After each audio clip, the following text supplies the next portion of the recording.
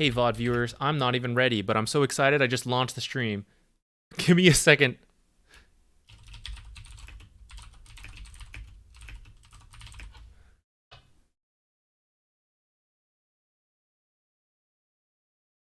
Give me a second. We just gotta finish doing all this.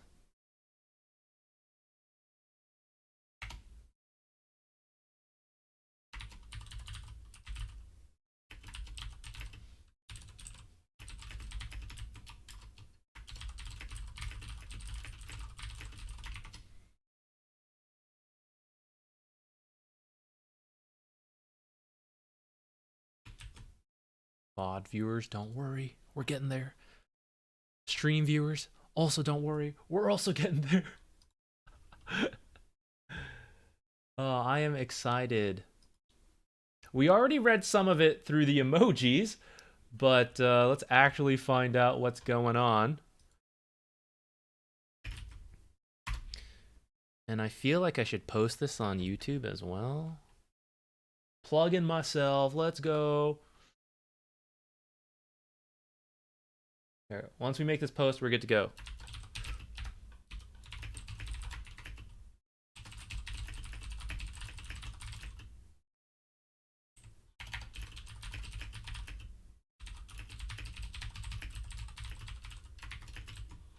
All right, all right. Now I just need to get it to a visible size for all of you to actually read this patch. Okay, so how should we do this? Should we do it through the client? That probably makes the most sense, but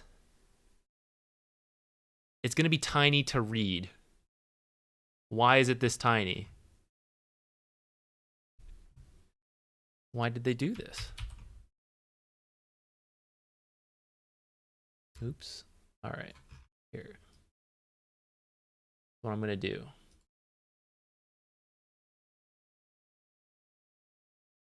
I'm going to make this bigger.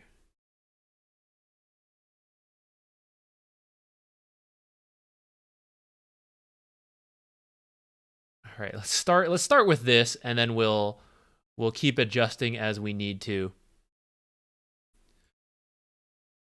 Hey everyone, welcome back. It's been so long. It's feels like we were all just here. I was literally editing together what we had just done this morning with the emojis. We won't even release that probably now, so rip.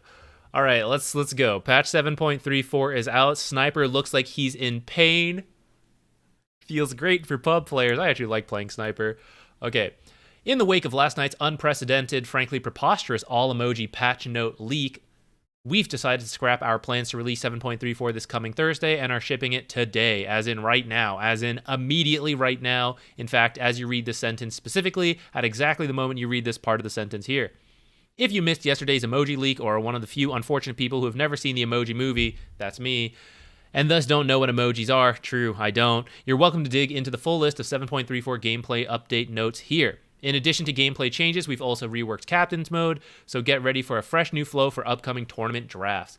As we mentioned in June, we've been working on some fun stuff to celebrate the 10-year anniversary of Dota 2's official release. The good news, it's almost ready. The bad news, it's not quite ready today, but keep your party hats ready and pitchforks at half-mast. We're looking to ship it soon, as in very soon, as in, well, soon. Lastly, over the last few days, we fixed a few additional gameplay issues not covered in the other patch notes. For completion's sake, we present them here. Oh, you guys can't even, hold on, let me move it up a little, okay. Fix Beastmaster's wild axis providing vision of the center of the map, interesting. Fix another way to cause Earth Spirit Stone Remnants crash. Fix Keeper of the Lights illuminate damage being wrong when casting a second illuminate when the first is still traveling. Fix Silencer Glaives of Wisdom not stealing temporary int from Meepo clones or Arc Warden Tempest Double. Fix an issue where wards could move after spawning, interesting. Fixed Watchers showing as disabled still when they were still capturable. Fix a number of particle issues. Okay, but why did the pull distance change? That's not in here. What the heck? All right. Close that. How? I mean, I guess actually I do need to just like, hold on, click this. Oh, but this is going to be annoying, isn't it? Can we, does this, Can we hover over this? We can't hover over it because it's like we're doing this in the client anyway, so I might as well open it through the client and then have a regular Dota thing. So give me 1 second. Let me open up the patch on this, and then I'll pull it up here.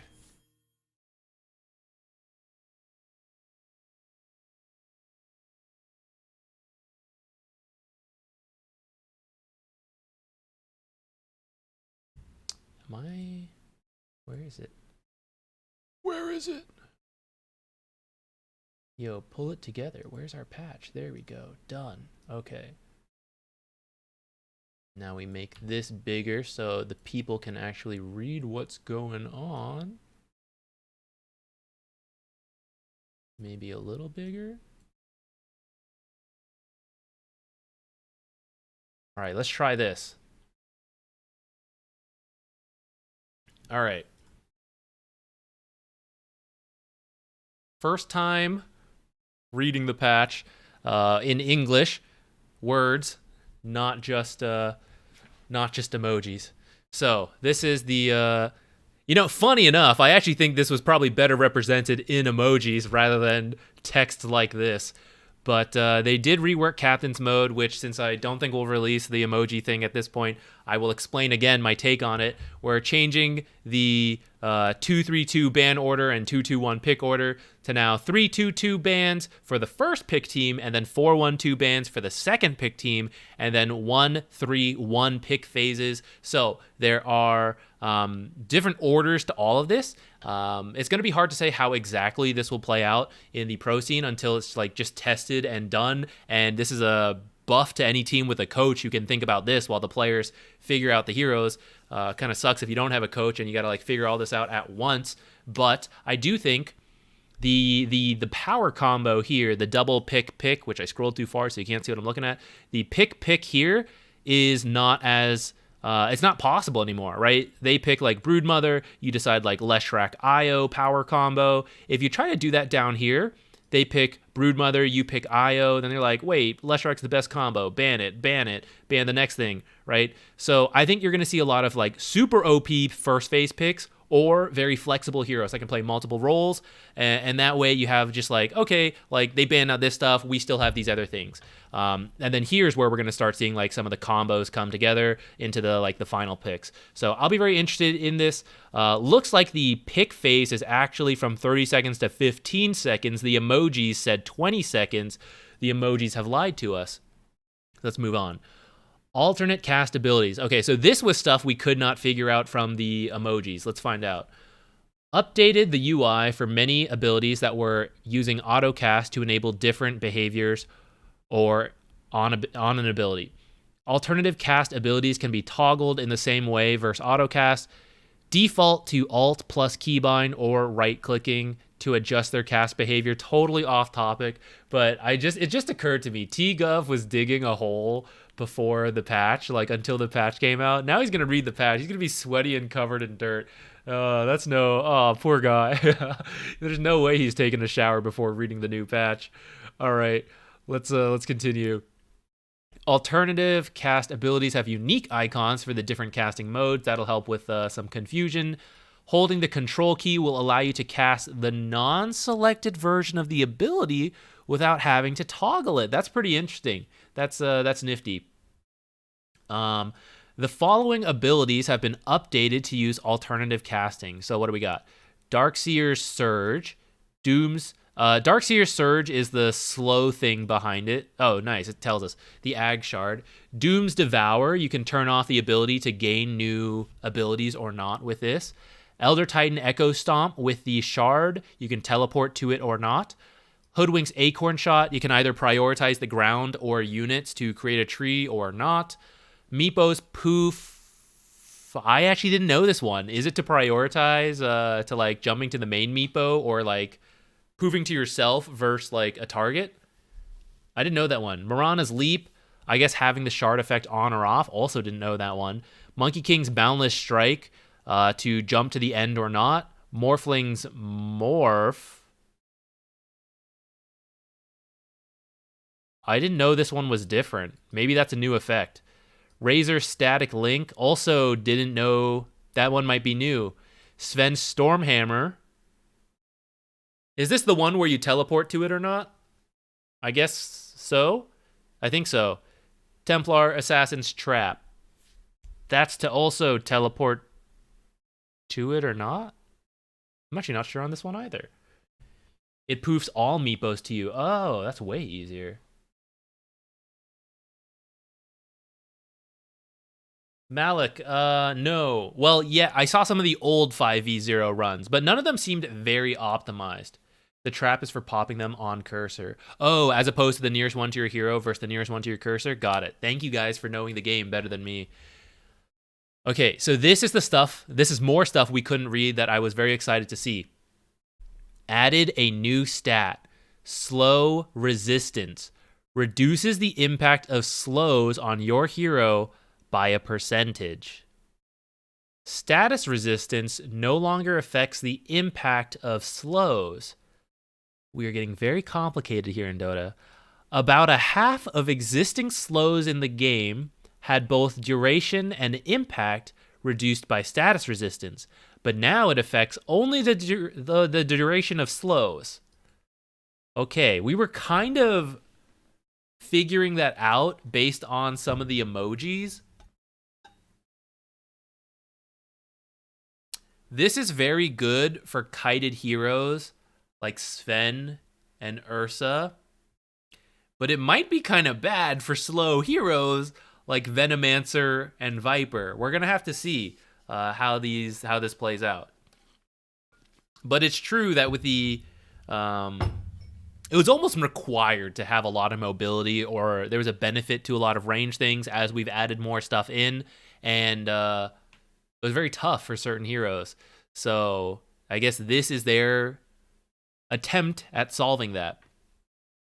Scan now has 2 charges. We did figure that one out from the emojis. That's pretty interesting. Can't wait for teams to waste it. Double scan Roche.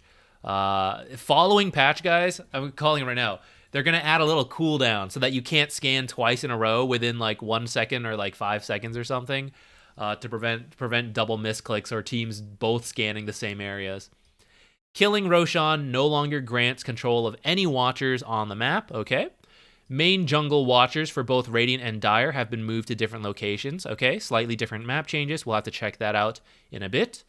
Adjusted the position of the triangle watchers. Okay, I mean, that's kind of the same as, well, I guess the main jungle is different from the triangle. Okay, sure, whatever. Watchers are moving. Moved both outposts from the main jungles to the triangles. I think we saw a teaser of this in the I forget what they called it, but they were explaining how the Techie's Mind bug came into play, and the map had a hint that there was a map change, and this was it. We'll take a look at the map later on. Mighty Minds buff in the mines increased from +4 HP to +7. Which one is Mighty Minds? Is it the top of the map? I'm trying to think how useful this will be. That's a lot of regen. I mean, it's almost doubled. At some point, instead of going home, like you're missing. Wait, let's go back. It would probably take 30 seconds to walk home, right? So you could just sit in the Mighty Mines and get 210 HP. No mana. What the hell is Mighty Mines? The different extended maps have their own names. I think Mighty Mines is in the top. Okay, added UI to support self-restoring item charges like Hand of Midas and Holy Locket. That's new, by the way, guys. All right. That'll be useful. That's a nice quality of life thing, as more stuff have had this. Sometimes you only see you have like 2 charges available, but the cooldown is going for the 3rd charge, but you don't actually know where that cooldown is. So I'm guessing that's what this UI is for, which I'm happy with because it's silly not to know. Okay, Blood Grenade. I guess we have to like re-talk through all this stuff since hold on, wait, let me adjust this. So I tend to like over scroll a lot for you guys. There we go. That way I'll be less likely to over scroll. We'll just re-talk this. Sorry if you guys were here at the emoji analysis. I mean, we gotta do this again. The Blood Grenade is going to 50 gold instead of 65. So this will help with your starting purchases if you have like, it's getting blurry. Here, how about now? Or how about this? How about I zoom in through here rather than zoom in the video? That makes more sense. Oops, hang on.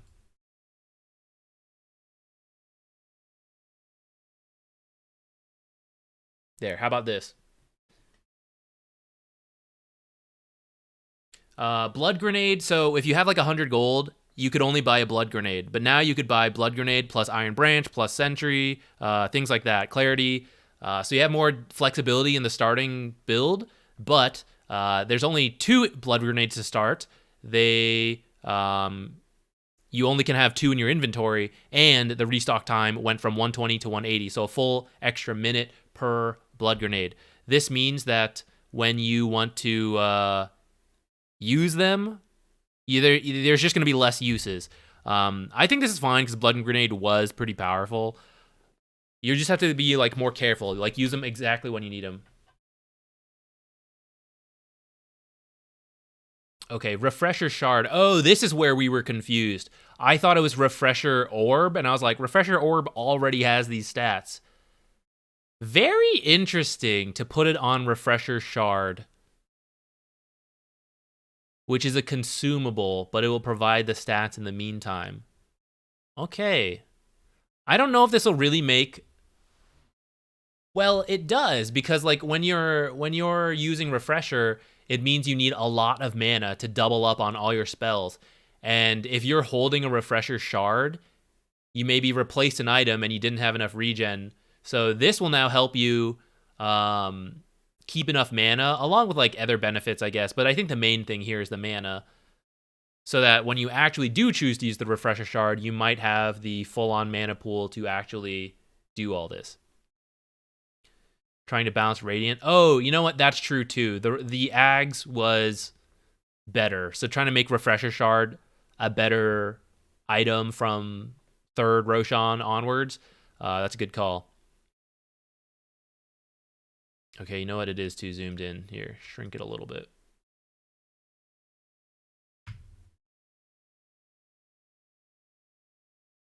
Okay.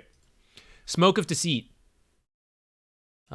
Disguise duration increased from 35 seconds to 45 seconds, so that's how long you can stay smoked up.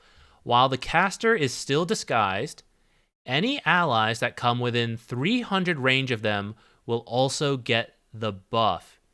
Each smoke can only be applied once to allies, cannot be reapplied if smoke was... Damn, I thought...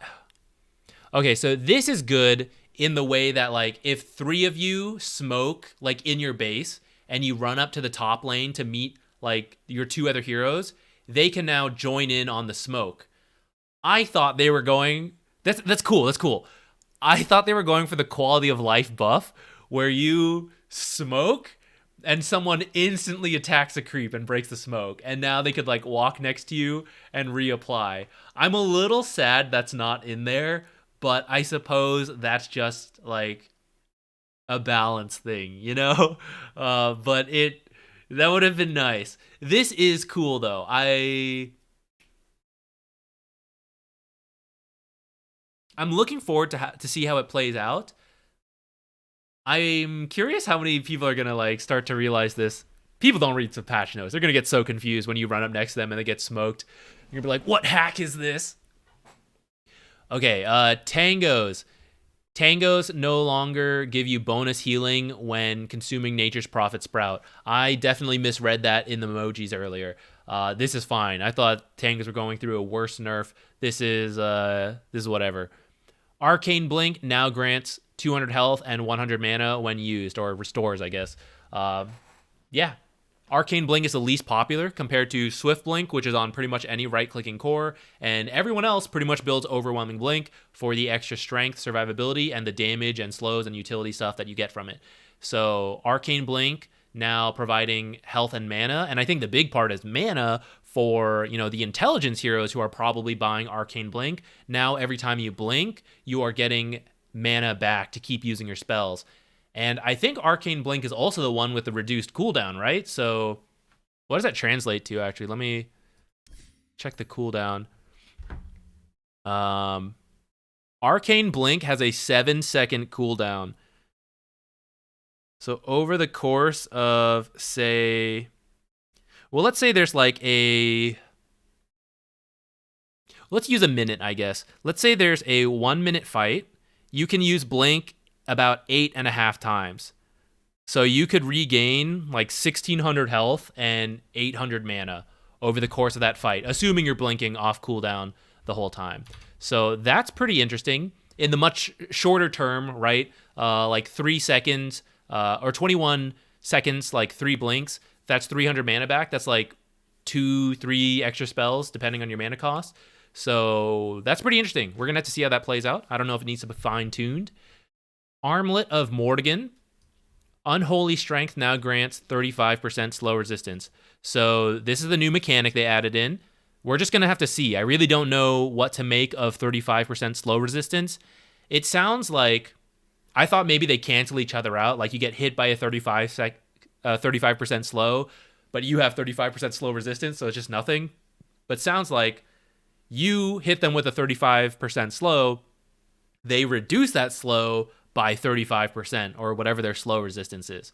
So Armlet of Mordegon getting it makes a lot of sense because the types of heroes who buy Armlet were also the types of heroes who struggle with getting kited. This, unfortunately, will not help me with my speed run at all, so let's continue. Battle Fury gets 5 more damage, and the non-hero bonus damage is being reduced a little bit. I think that's fine. Battle Fury essentially does the same amount of damage for melee heroes, which are the main heroes who buy it. I don't think I've ever seen a ranged hero not grief when buying Battle Fury. There's no reason, right, besides Troll Warlord. So in terms of melee heroes, this is totally fine, if not better, because you're getting the same damage versus non-hero units, but you're actually getting 5 damage more versus heroes. So this is a buff to Battle Fury, to ranged heroes. I think it's also technically a buff. You do more damage to creeps, but I don't think you're buying a Battle Fury. Crystallis got 50 gold cheaper. I don't think that's a huge change. Daedalus 50 gold cheaper as a result. Silver Edge, they didn't want this one to change, so they actually increased the recipe cost by 50. I think all that's fine. Desolator, Soul Stealer maximum damage going up from 20 to 30. So this is a buff to Deso. You can get more stacks as you get kills. Diffusal Blade, inhibit no longer roots creeps. Instead applies normal slow. I'll be honest, I didn't know that happened. I know it used to happen. I forgot that it still does that. Or I guess they made it do that.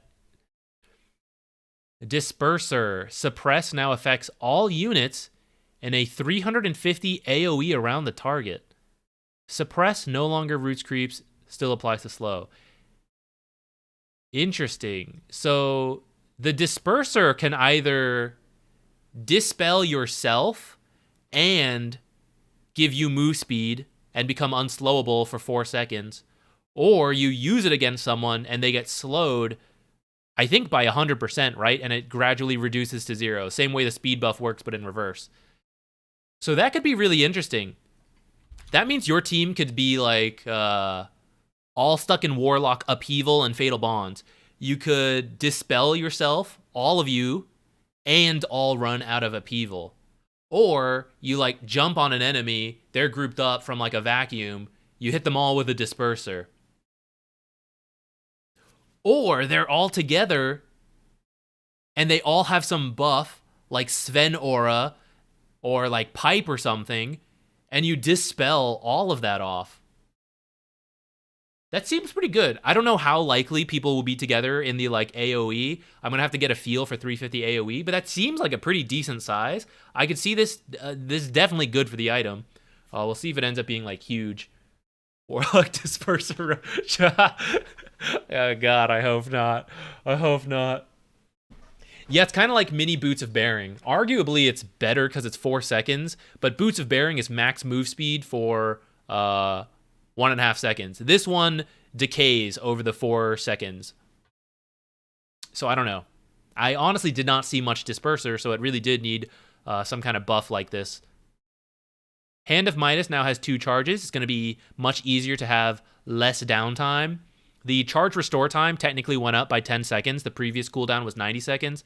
But practically speaking, it was impossible to keep it permanently down every single game. So this having 2 charges essentially going to increase the effective use, in my opinion.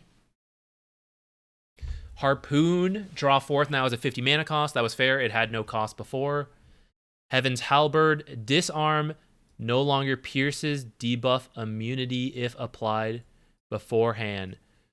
So this is now Heaven's Halberd, and I assume all other disarms are counterable by BKB. That's a big change. Unless I'm misunderstanding this. I don't think I am, though. Right? So if I Halberd, this is something we can test, actually.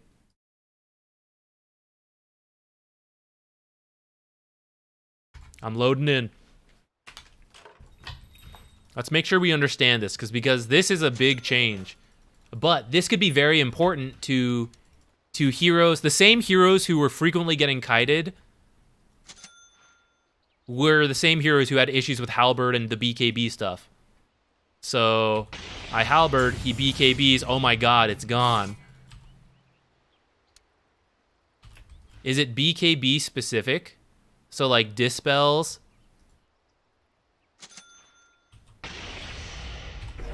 Okay, dispels don't technically work, even though BKB also dispels. I guess this is a BKB specific thing.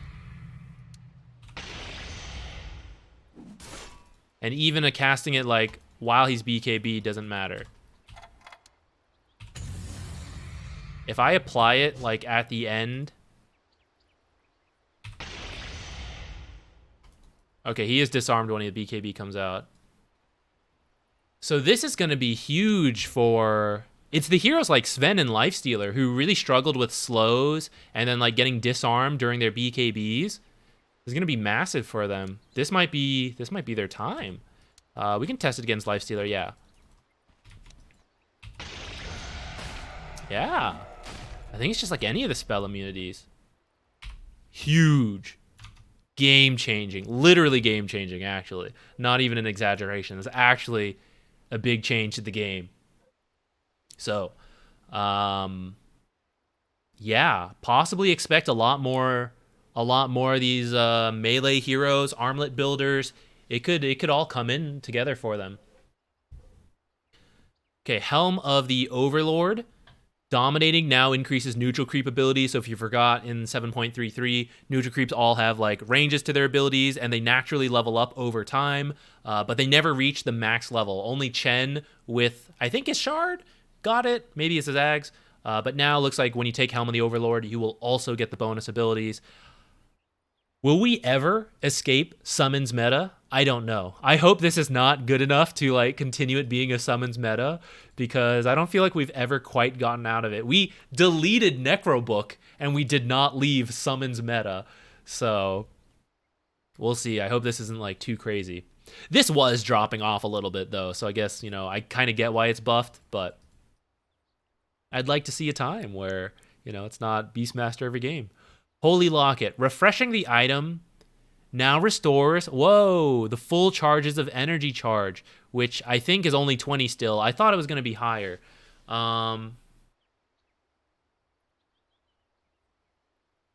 So this is cool, but actually, is this any good at all? Like, realistically speaking, who buys Refresher? Who can refresh their Holy Locket? It's only supports that build Holy Locket. Phoenix. Phoenix is like the one hero I can think of. Who else? Undying Oracle. They never build Refresher. Chen. Is Chen... I mean, maybe now you're getting Refresher. Now you're getting that Holy Locket value. Tinker? Oh, that's actually really interesting. Wait. Whoa.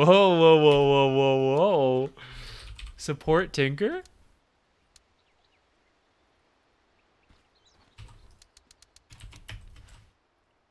What the hell is this build out of?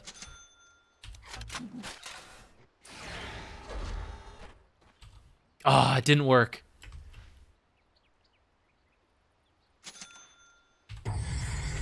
Refresher specifically, maybe. All right. That's probably good. It was probably about to be. It's probably about to be. Oh, whoops. My bad. I forgot. I forgot you guys can see that. Here. One more time for the people. Oh, I left the demo mode. It didn't work, guys. Yeah, trust me. I'll show you.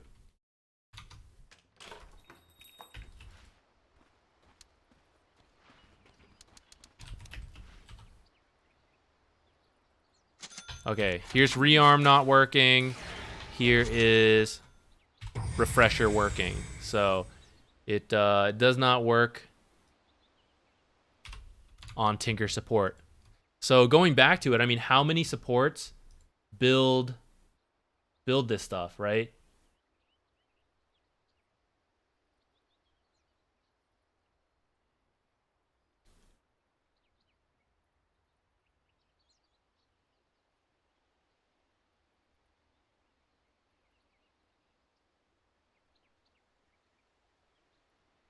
I don't know. I don't think it'll be very good. I don't think it'll be practically very. I don't know, maybe. Warlock and Phoenix are the only two people I can think of this like actually affecting. Io Refresher? Is this the new play? All the regen on Io? Io plus Shard. That's another one. Okay, I've come up with three cases. All right. I'm not sure, but it'll lead to some hype plays when it happens like one time. Linken's transfer spell block from multiple sources now refreshes the buff instead of applying multiple instances and blocking multiple spells. Now refreshes the buff instead of applying multiple instances and blocking. Okay, so you just can't like buy 3 Linken spears and put them on your tower hitter. It's gonna be split up. Okay, Maelstrom, which by the way makes it easier for someone like Legion to blink halberd duel. It's hard to like preemptively have multiple Linkens on that hero. Though I'm wondering if this. I don't need to wonder. Okay, let me make sure you guys can see. So if I buy my own Linkens and someone else gives me a Linkens, how does that work? I think now I have 2 charges of Linkens.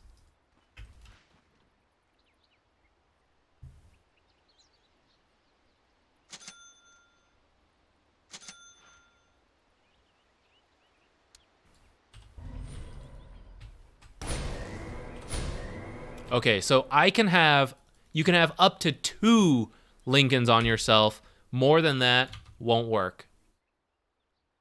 You have to have your own Linkens, and someone else can put another Linkens on you. Maelstrom, Chain Lightning does 150% damage to illusions. We saw several cases of this, such as this one right here. Seems to be more ways to deal with illusions. Monkey King Bar, price drop by 75. Yeah, just a little cheaper. Nullifier no longer purges debuff immune targets. So when people are BKB'd, I think we were just testing this the other day, weren't we?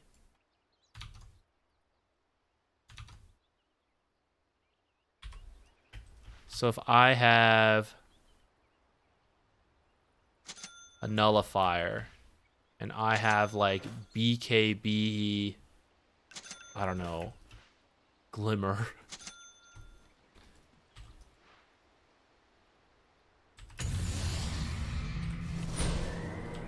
Ah, damn it, I forgot I had the Linkens.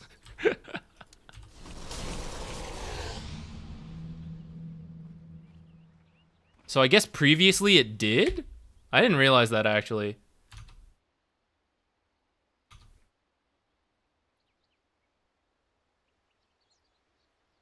I didn't realize the Nullify went through BKB and debuffed people. Well, I guess it doesn't anymore. So I was right. I was right the whole time. Overwhelming Blink. I know, I think we tested it and I've already forgotten. Overwhelming Blink damage. I'm telling you guys, some stuff is slow to stick to the brain. You know how it is. Overwhelming Blink damage on impact. Oh yeah, we read this one earlier on the emojis. We understood this one. So it used to do 100 damage plus 150 strength. Now it's going to do 100 plus 50 strength and then 100% of your strength over time. This, to most heroes, does not matter. This is specifically to Tinker, because Tinker with Overwhelming Blink would rearm and then keep using Overwhelming Blink to keep hitting you with the full value of 100 plus 150% of his strength. But now he's only going to keep hitting you with this amount, 100 plus 50%, and he's going to keep refreshing this amount of time, which means each time it's only going to do like, how long is the debuff? Let me check. I actually don't know. The debuff is 6 seconds. So over 6 seconds, you would take 100% of the strength, and Tinker is probably rearming like faster than that, you know? So you're only taking about 30% of the damage before it gets hit again, and it probably just refreshes the buff rather than stacking. And I guess it will matter to some strength heroes when they like blink on you and then they like pop Manta or something. I'm guessing you can dispel this element. Thank you for the follow, by the way. Welcome. Welcome, everyone. It's an exciting time here. Test it? All right, fine.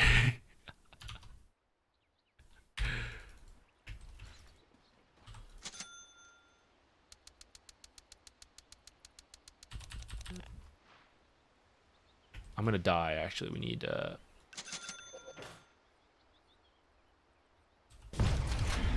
there's the debuff. And we don't get a stacking debuff, it's just refreshing that one. And then I assume, yeah, we can remove the debuff. Okay. Man, this is the time where I need a hotkey to change between scenes. But I'll do it another time. Burn affects 150% damage to illusion, so more of that illusion stuff we were talking about. Revenant's Brooch. Phantom Province no longer grants attack speed. Phantom Province now applies a negative 20% magic resistance debuff to enemies on attack that last 3 seconds, applied before the damage is dealt. Phantom Province no longer deals no damage to debuff immune targets, but reduction by magic resistance still applies. Okay. These are overall buffs to the items because it's turning your damage to magic damage. You're going to face less resistances. And previously, if they BKB'd and you couldn't pierce BKB, you would just do nothing and it sucked. I actually didn't see that interaction after they changed the BKB immunity because this item is so unpopular. It still is. But this sounds like it's now going to be better. Using an Elgato Stream Deck. I do kind of want to get one of those for this kind of thing. I don't fully know how it works, but like I'm sure, you know, I'd piece it together. That's good to know. I might keep an eye out for it if it goes on sale during like Cyber Monday or something, Black Friday, all that stuff. We can slowly improve the quality of this stream, but actually we'll see because I might have to pay my student loan soon. We'll see.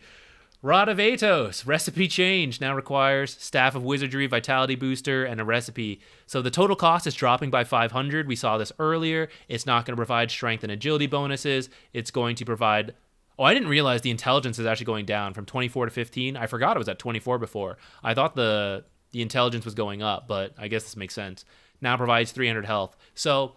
we might see more support Atos. All of you guys over the years have always said, like, what about Atos Mirana? What about Atos Shakira? What about Atos whatever? And I was like, it's bad. Don't do it. It's too late. It's too slow. It might actually be good now because 500 gold cheaper puts it in line with, like, Glimmer and Forstaff.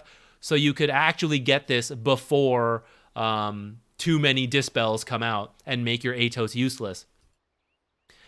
I don't know how popular it will be yet because I think Gleipnir still builds out of it.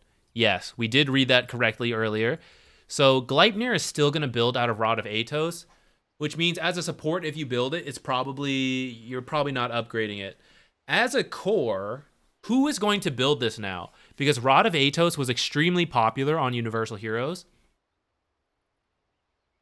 But now, what intelligence hero needs a root, intelligence, and health, but then later wants a Maelstrom?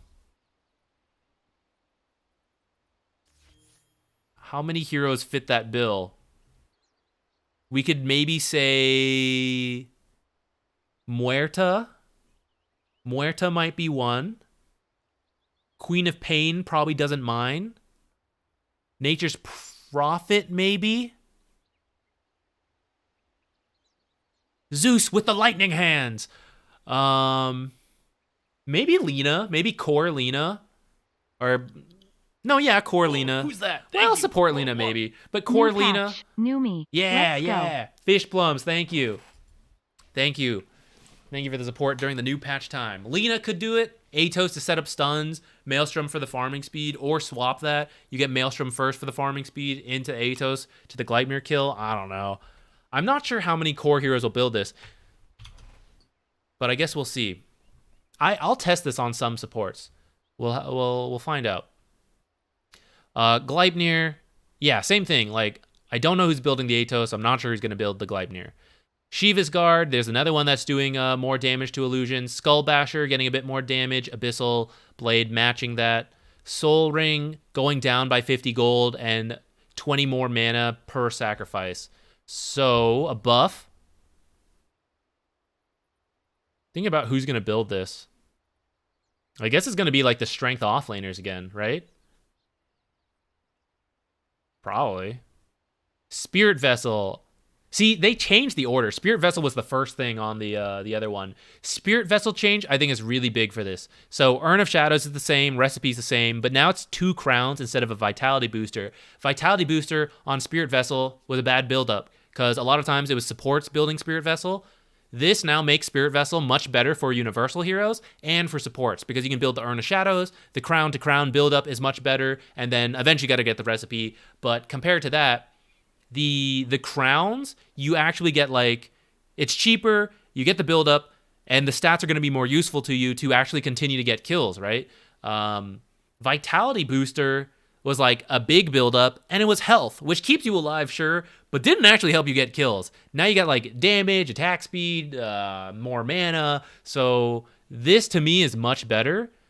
I don't know if it's going to become meta to just like buy Spirit Vessel all the time, because in the end, you still kind of buy it when it's like, we need the reductions, you know? But maybe it's now good enough on Universal Heroes that they just build it. Ooh, it's probably going to be really good on Venomancer now. How much strength did it, or how much health did it lose? The Vitality Booster had what, 250 health before on it? Or is it just 200? Vitality Booster is 250. And I can't remember if Spirit Vessel previously kept it at 250 or went up to 300. But actually, 10 strength is 220 HP. So you didn't really lose that much. It had 300 health before? Okay, so you lost 80 health, but you gained 10 strength, like actual strength. So you also get HP regen, not just HP. And you get damage, whatever stat you happen to be, a ton of your universal. And then you get attack speed, armor, mana regen. So, like, all in all, way better, in my opinion. Veil of Discord. Whoa. It deals 200 damage to all barriers. That's pretty sick. Ooh, Veil of Discord is now, like, part of the counter to, like, barriers and Pavis. And I guess like Abaddon, and I'm sure a couple others who I'm currently blanking on. That's pretty cool. Oh, we're going to see more people buy this, I think. We're going to see a lot more people try this out. Is it combo with like anything else? Why build Veil when you can get Disperser, though? You can just disperse all the barriers. Okay, this is pretty cool.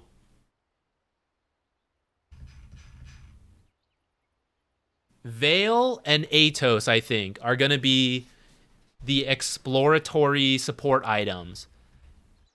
Also Spirit Vessel, and possibly Refresher Holy Locket. We'll see. We'll see if that happens. Arcane Ring. Cooldown increase, 15 more. Honestly, fair. Really good item. How far into the patch? We just got to neutral items. You can't see the bar. Hold on. There it is. We are a fifth, maybe, through the patch. Neutral items. We just did Arcane Ring. Duelist Glove, getting a little bit more damage. Faded Brooch. Movement speed down. mana up, fair. It didn't even make sense because like Gossamer Cape had the same move speed. It was like, what's the point? You know, like Faded Brooch is the same. It's a change. The effects were different, but like it didn't feel like a benefit in move speed. This is fair, I think. Faded Brooch was very popular. Lance of Pursuit, stronger in what it does, the slows. Occult Bracelet going to lose 5% magic resistance, very fair. In my opinion, this, Occult Bracelet, Faded Brooch, and Arcane Ring were the S tier, tier 1 neutral items. So nerfs to all of them. Pigpole, down 1 stat. That's good too. The tier 1s had some really good items. And I think this is fair. They shouldn't feel that strong, I think. Health regen, 1 more. Okay. Dragon Scale, we're on to tier 2 neutral items now. Afterburn effect is no longer applied by illusions. I'll be honest, I didn't know it did that because I never play illusion heroes. And I don't think illusion heroes typically took Dragon Scale. You would typically take like a stat item. But it's good to know that this is no longer in the game.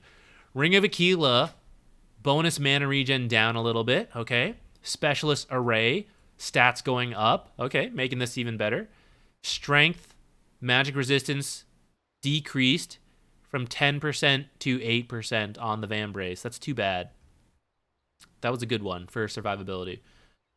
Ceremonial Robe, mana bonus down by 50. That's not too bad. 300 is still a huge amount. Enchanted Quiver, certain strike bonus magical damage increase from 225 to 250. Okay. Ogre Seal Flop, mana cost down by 50. That's a good chunk. That's nice.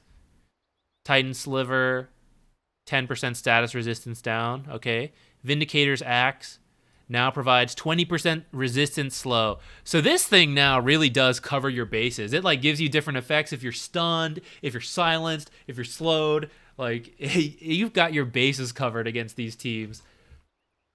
This will now be very good in certain games, right? Like Venomancer's on the enemy team, Viper, Warlock, right? This will be very nice. Ascetic's Cap. Endurance now also grants 40% slow resistance. Okay.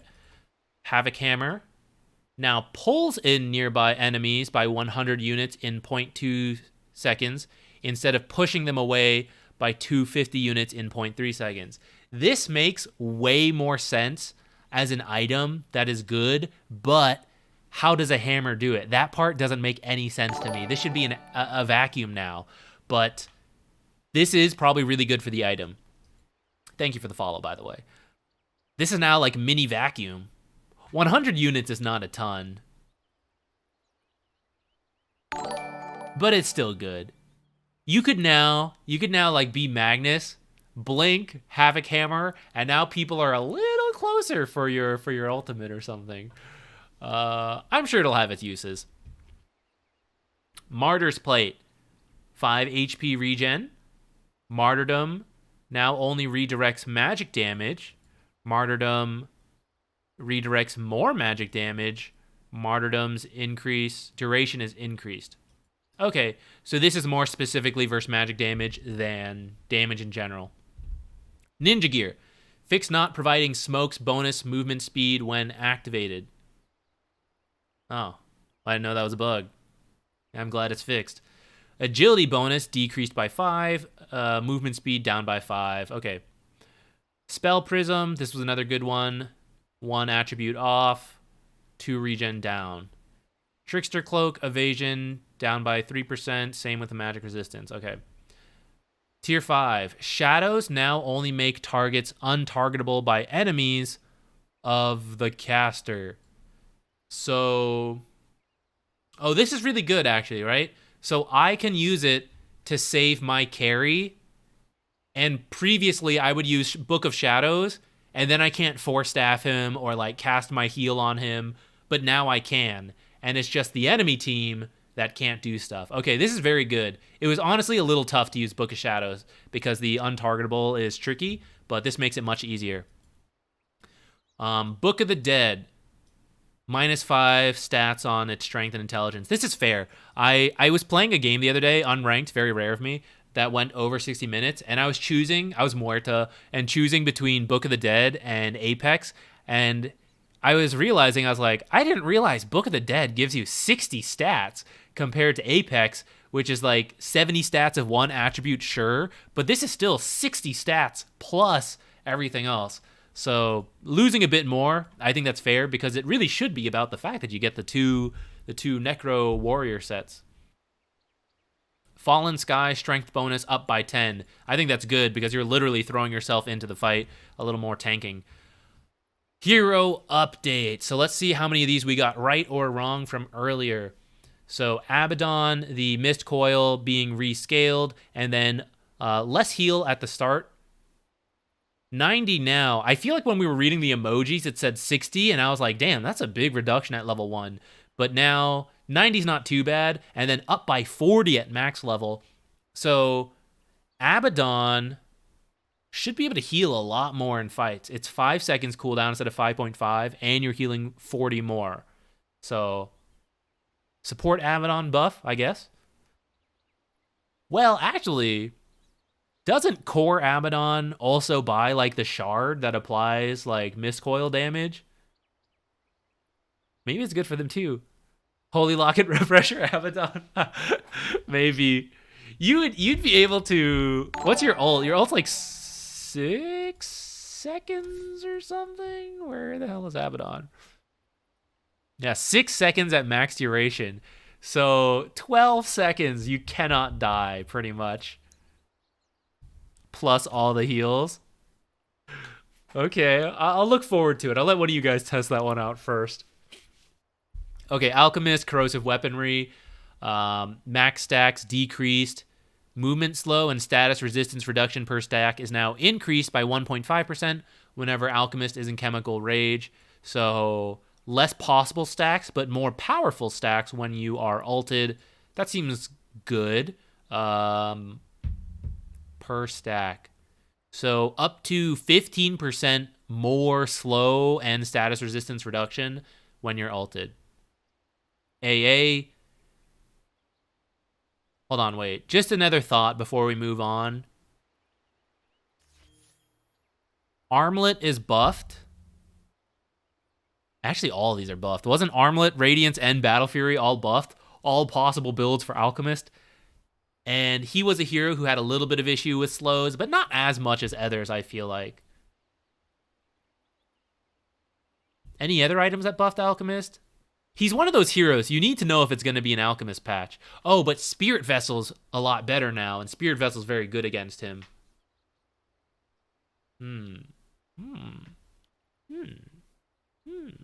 Midas. I don't think anyone... I feel like Midas on Alk is trolling. But maybe, if it's better, who knows? Who knows? Always got to keep your mind open to new builds.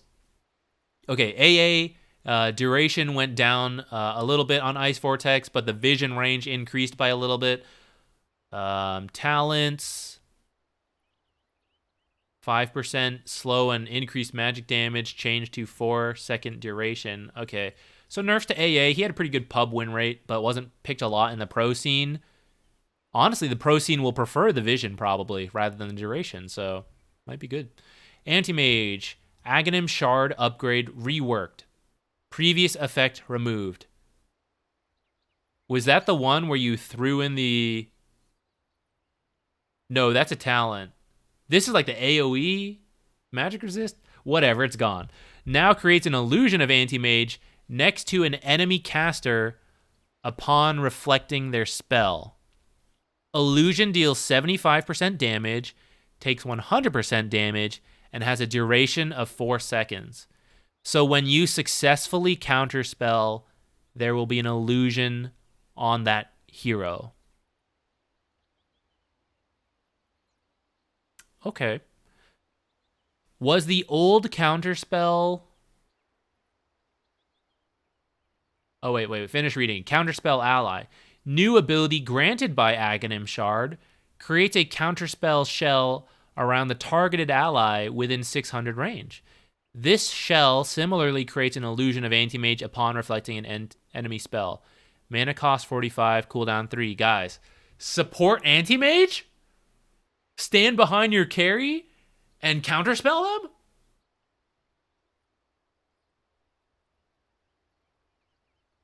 Is it happening? Is this it? Is this what he needed to become a support? This, like, that's actually really powerful, right?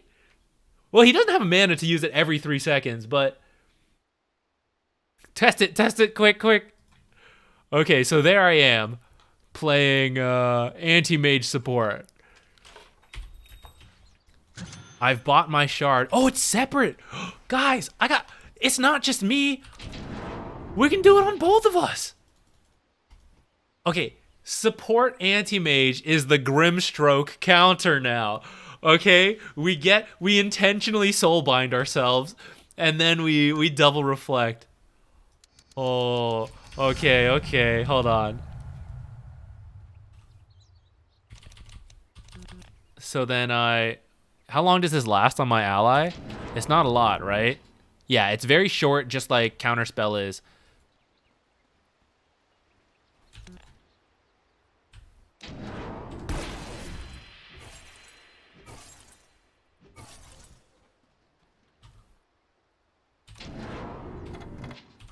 Ah, shit. Too slow.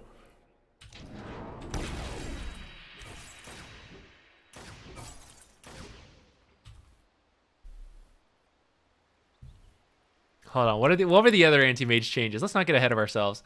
What were the other changes? Level 10 talent. Minus 1 second blink cooldown replaced with 150 mana void radius. Is that the damage radius, I guess? Okay. Level 15 talent. Oh, that was what this one was. Replaced with 1 second blink cooldown. Okay, we swapped them.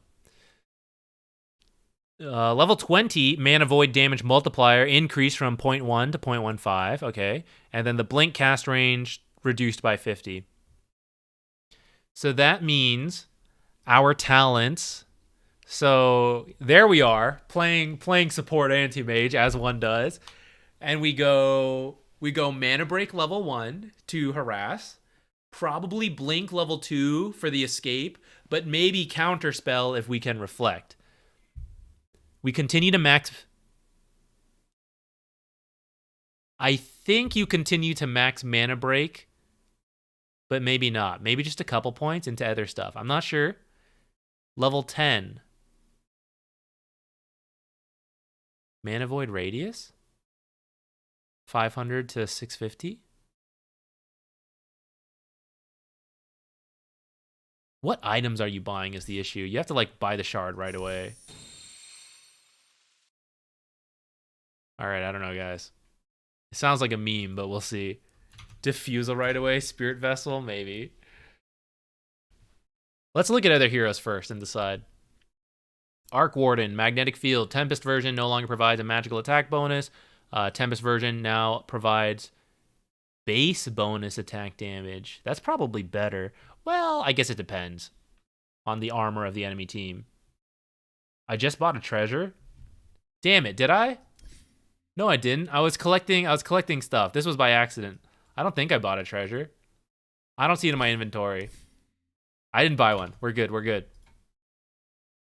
Tempest Double is now a point targeted ability with 700 cast range that spawns the Tempest Double in the pointed area. Level 10 talent, health increase from 200 to 250, 15 talent, 30 magnetic field, attack speed, bonus magic damage replaced with 25 magnetic attack speed, bonus damage. Okay, so it's nerfed a little. But I think base damage means that it could be doubled up by like DD and other such stuff. Vlad and Venjora, things like that. Level 20 talent. Okay, down whatever. Okay. Axe. I'm not sure how good this is, having base bonus damage instead of magic damage. I think it might be better, but I'm not sure. Axe, agility down by a little bit. Agility gain, I mean. Counter Helix. Damage increased. Level 1. Not really different later on. Okay. Bane. Brain Sap fully pierces debuff immunity. Okay. Sleeping units now aren't awakened by any damage dealt by Bane. So not just attacks. Now we can use our spells as well. Bane now gains extra attack speed against sleeping units. Right-click Bane incoming. Fiend's Grip now removes nightmare effects against the target enemy. Okay, this is good, so that you can't nightmare someone and then Fiend's Grip them, and then your teammates try to attack them and they get nightmared, but you can't cancel nightmare because you're in the middle of Fiend's Grip. You're like, oh, I can't stop this. I can't stop. You just got a nightmare there. So that's good. Level 10, talent, Brain Sap cooldown reduction, increase from 2 to 3 seconds. Level 25, Brain Sap damage, 200, 250. Bane buffs. Mid-Bane, you think? Max Nightmare on someone? Deny the whole creep wave in front of them and then whack them?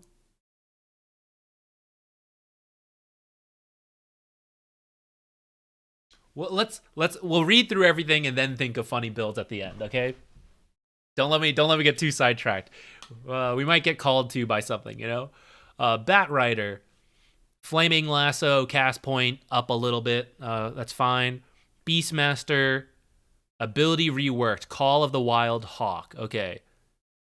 Beastmaster summons a hawk that circles around him and dives onto an enemy within 500 range, dealing 60, 90, 120, 150 damage and rooting them for 1 second. Hawk cannot be controlled, prioritizes hero, and is killed upon Beastmaster's death. Hawk has an attack interval of 4 seconds, but it scales with attack speed. Hawk duration is 25 seconds. Cooldown 45, 40, 35, 30. Base health increased from 150 blah blah blah to 250, 375, 500, 675. This is a tanky hawk. Magic resistance increased from 0% up to 60%. XP bounty for killing this was decreased. What the heck? This hawk sounds way better. Why did they make it less punishing to die? 40, 50, 60, 70. How much? What's the hawk worth? How much money do I get when I kill the hawk? It's a lot. I remember that. 30, 40, 50, 60. That's actually a little less than I thought. But I guess if he's using it more, you're more likely to kill it. All right, this is one we got to see. Wait, let me finish reading everything, actually. Aghanim Shard no longer grants dive bomb ability. Aghanim Shard now summons an additional hawk. Okay, let's see this. This sounds like it could be pretty good for him. But it could be pretty different. 200 viewers, you got rated? No, everyone's just excited about the new patch. Thank you, everyone. Also, I pinged everyone where I usually don't. I am crying for attention this time. Let's go. Okay, so the hawk spins around us.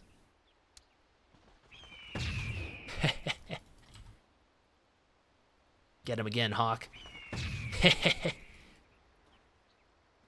Get him again, get him again.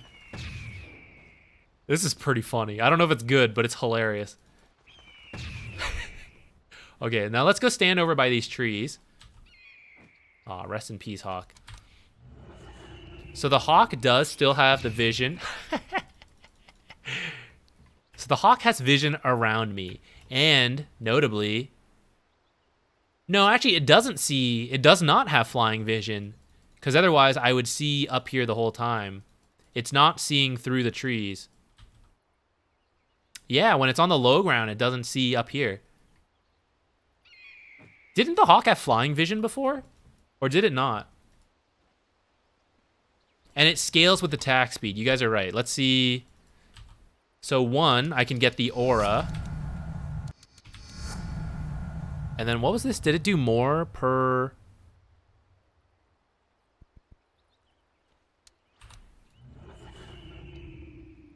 So do you attack faster now?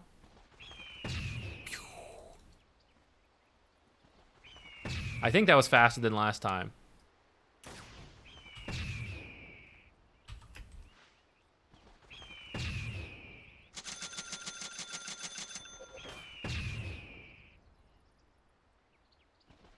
Wait, that didn't seem faster.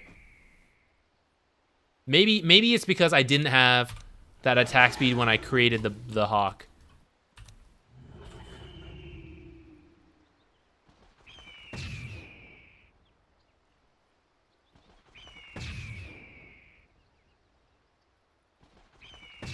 Attack rate increases with hawk attack speed. Oh, no. As I check back in, I want to let you know NP4 with the build I sent you a month or so ago is gonna be big with sprout damage chains. Oh, yeah, I remember. We read that in the emojis. Yeah. There might actually be some play there now.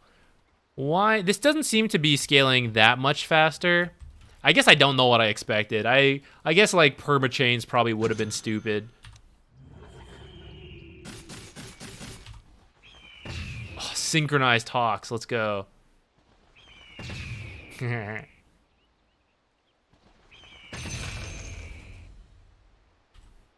Yo, this is going to be really annoying, actually.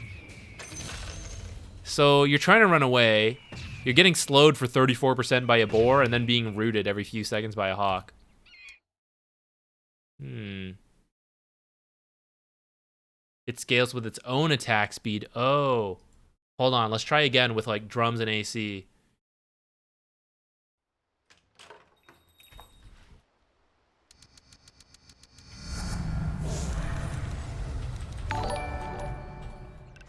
Solar crest for the hawk.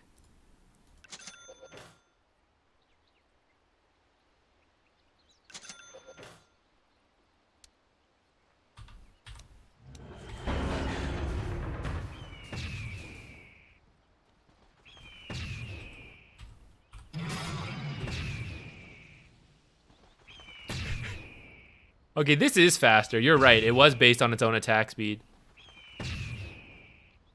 Hilarious. That's pretty funny. I wonder if we can work that in as a support. Slash, is that even any good compared to other stuff?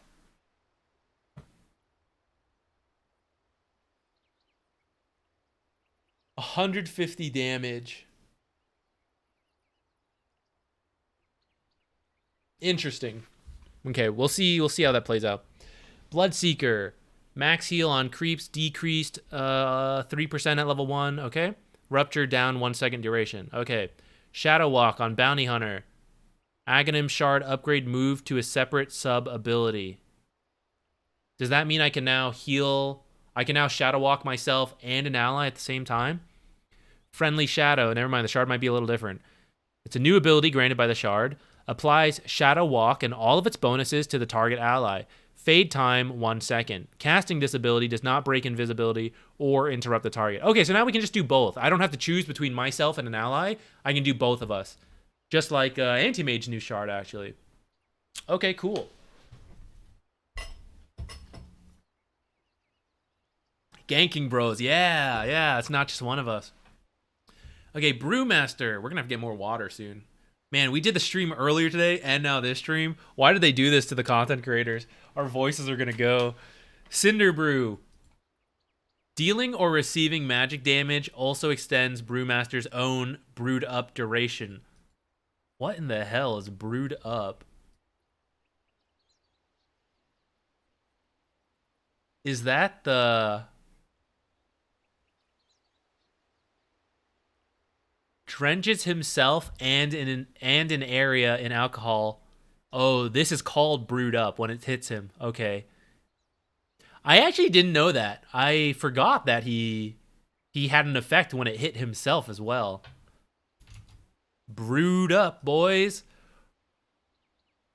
Fire Stance now additionally grants 10 to 25 attack speed. Bonus triples when brewed up. Fire Stance, crit chance decreased 4%. Okay. Fix an issue when Brewlings did not get increased health from level 20 talent. Okay.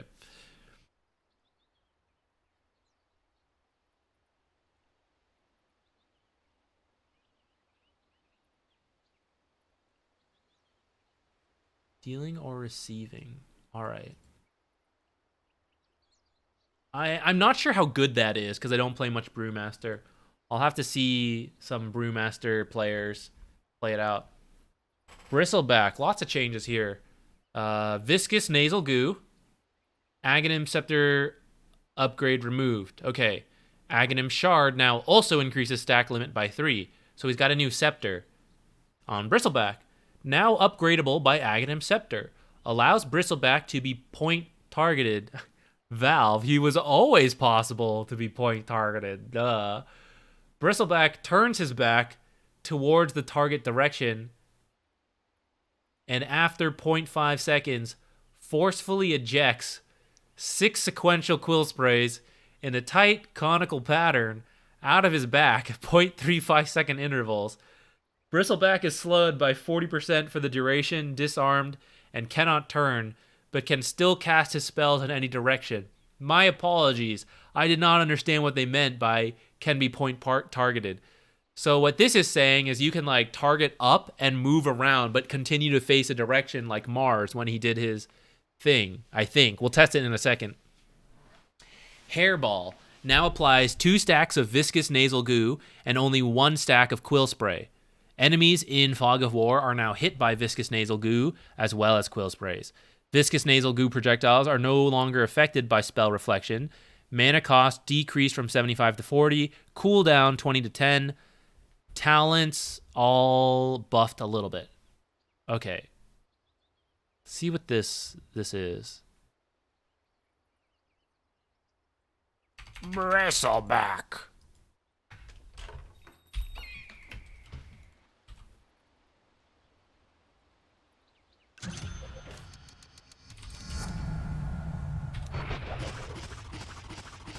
What the hell?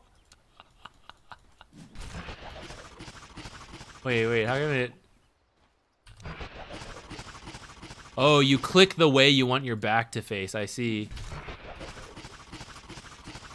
Oh my god, what is this? This is Dota now. Oh my god, guys, you're trying to run a... let me paint a picture for you. Does this scale as you... It doesn't... I don't think it does. What do people max? I think they max this first. I actually don't know. There you are, just trying to run away, right?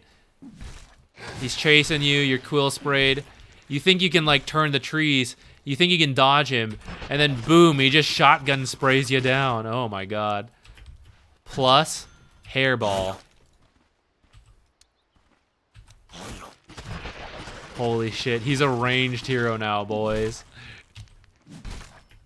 This is too funny. Possibly too good. Wait, do you get like 10 stacks when you use this? Or is it just like 1 stack? I need this to fade so we know.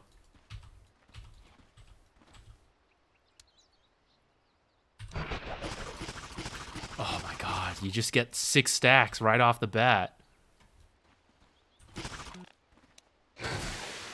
Terrifying.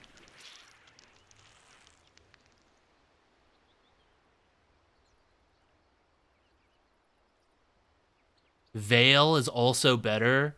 If you have a support Veil for you, do like insane AoE quill spray damage. Shotgun! Okay, it is an Aghanim, so you do have to spend a good chunk of money to build this. It's not just like a base ability, which would be absurd.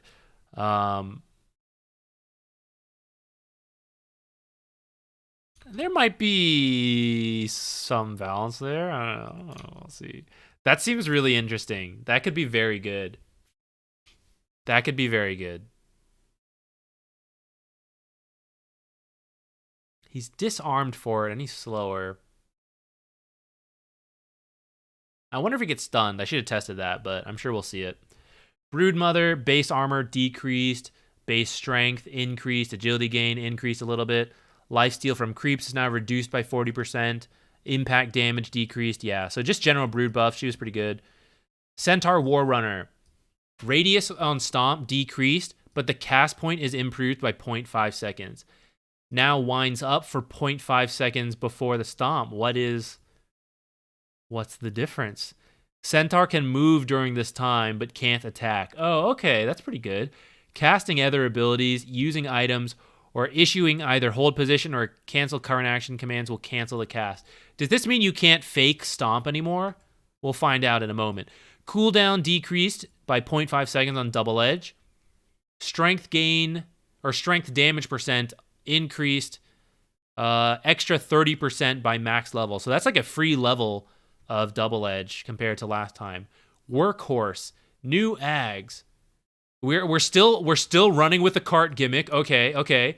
He deploys and pulls a cart for 8 seconds, gaining the stampede buff for the first 3.5, 4.5 seconds, depending on the level of stampede. While active, the workhorse ability is replaced with the Hitch-A-Ride sub-ability that can be activated with previous effect.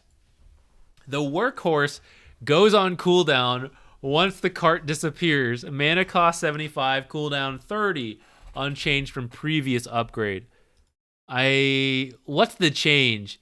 Is it that he now has the stampede effect?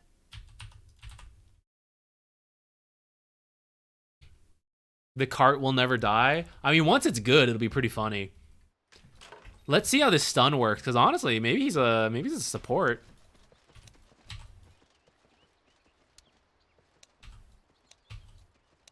Okay, we can still this looks funny. I don't know why.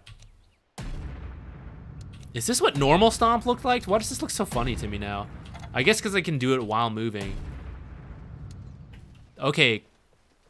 So when I first read this earlier in the emojis, I thought that stomp was just getting like really fast. I thought it was going to be like near instant.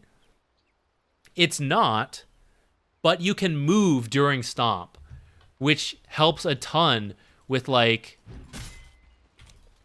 chasing after a hero you want to stomp. So that part's pretty cool. And then Double Edge is now lower cooldown. It says 4 just because it doesn't have like 3.5 seconds, but it is half a second faster. Can we run support Centaur with this like improved stomping? And then what is this Ags?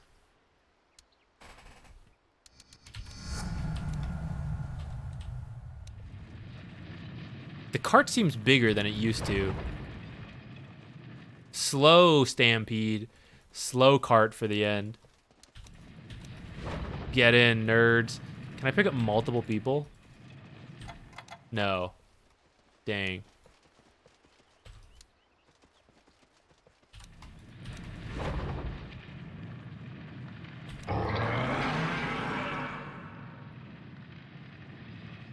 What is actually the difference, though? I never bought it before. I think I bought it once, actually. I don't really remember the difference of how this Hitch-A-Ride is different from last Hitch-A-Ride. I think it's got Stampede where it didn't before. I'm not sure. And now it's called Workhorse.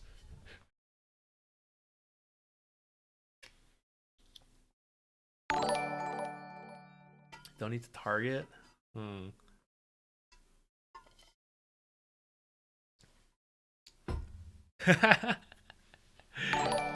We gotta be thinking about it. Can it be a support? You know? It's the way it goes. Chaos Knight. Minimum stun. Is CK a support now?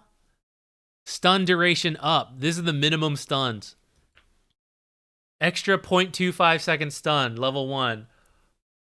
Extra 0.4 second stun, max level, guaranteed. Damage is up as well. Oh wait, this is max damage, so the min damage is still the same. Creep damage multiplier, so it's easier to steal creeps from my core now if I play support Chaos Knight. Level 10, lifesteal up by 5%. Oh, sorry, thank you. Well, you heard me read it. It's all the Chaos Knight changes. So the minimum stun's going up, the maximum damage is going up. Chaos Bolt, straight up better. Support CK, throwing out the Chaos Bolts.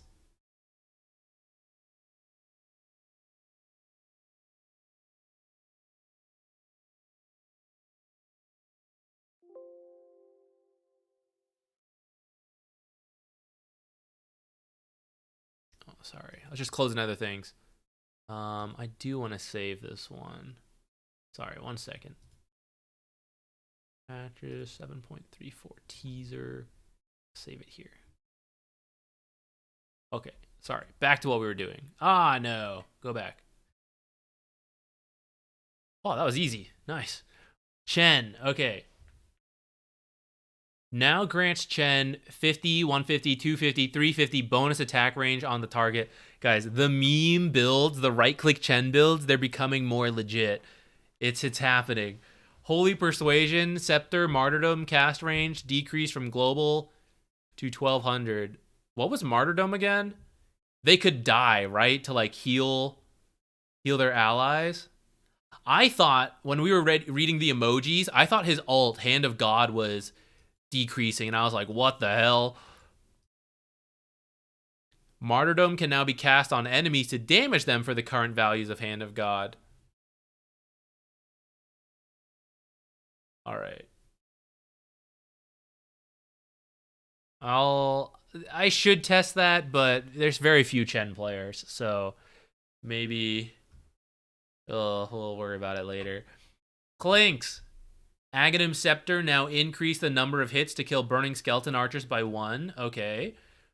Skeleton Walk cooldown up by 6 seconds. Too bad. It was probably deserved, though. Burning Army spawn interval down. Distance between skeletons down. Does that mean there's more? No, total range decreased. Cast range decreased. Okay. Talent. 3 seconds to 4 seconds off of Skeleton Walk cooldown. So if you take this level 10 talent, it brings your Skeleton Walk down to 20 seconds at level 1, which is not much more than 18. And then by max level, you go from 18 down to 14 seconds. You would lose 15 tar bomb damage, because now this one's getting nerfed. And then level 20 talent, 50 more health on Death Pact. Cooldown strafe reduction increased from 7 to 8. Okay. Clockwork. Rocket Flare. Projection vision range while traveling decreased. That's fair. Overclocking now increases Jetpack's movement speed from 20 to 40%. Oh, okay. Only when overclocking. That's fine then. I thought it was just a straight up buff to his shard, which I thought was like already pretty decent.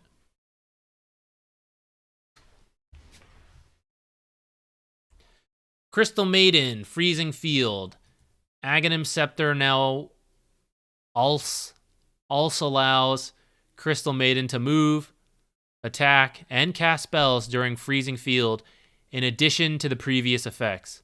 So we're moving the shard to the Scepter. Scepter time to Frostbite increased, so that part's technically nerfed, but she's getting all of this effect, not needing the shard. We're now getting Crystal Cyclone, a new ability. Crystal Maiden slides back 275 units, creating a Crystal Cyclone, a Crystal Clone, Crystal Clone, not Crystal Cyclone, a Crystal Clone of herself in her place. Whenever the clone times out after 5 seconds or is destroyed, the current level of Frostbite is applied on all enemies within 300 radius. The clone is untargetable, but can be damaged with AoE effects. Clone health is 150, mana cost is 50, cooldown is 12. I have to see this. I must see this. I have to see this slide animation. It better look sick as hell, and it's got to play Virtual Insanity while doing it.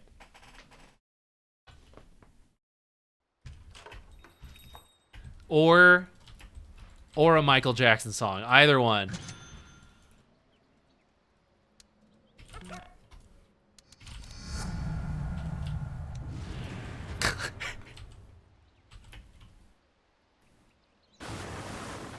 Wow. This is to prank Lena. All right? She discovered this talent fighting with her sister. It's like, I'm going to prank her next time, okay? Next time I see Lena coming up to strike me. What just happened? Wait, that wasn't enough to kill it? Wasn't it just 150 health? Does it have magic resistance?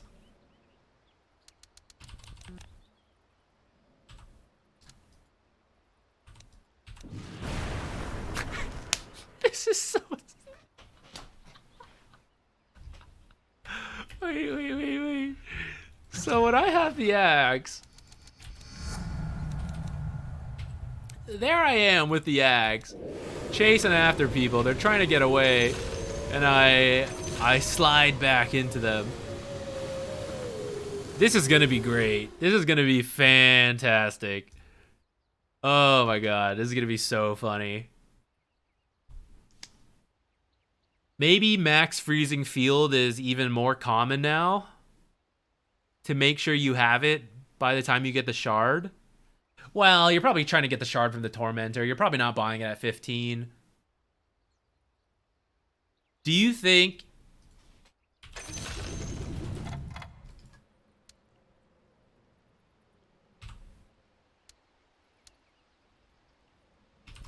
Does this work like Force Staff? No, okay, we can't slide through that. Can we... Oh yeah, we got the uphill movement now. Clockwork counter. You think you've got me? Look, wait, would battery assault work? Here comes in this idiot, thinking he's trapped me. Ah, shit, I messed it up. No way, I'm out. Oh my goodness, this is gonna be great. That seems very useful in certain matchups. Very useful.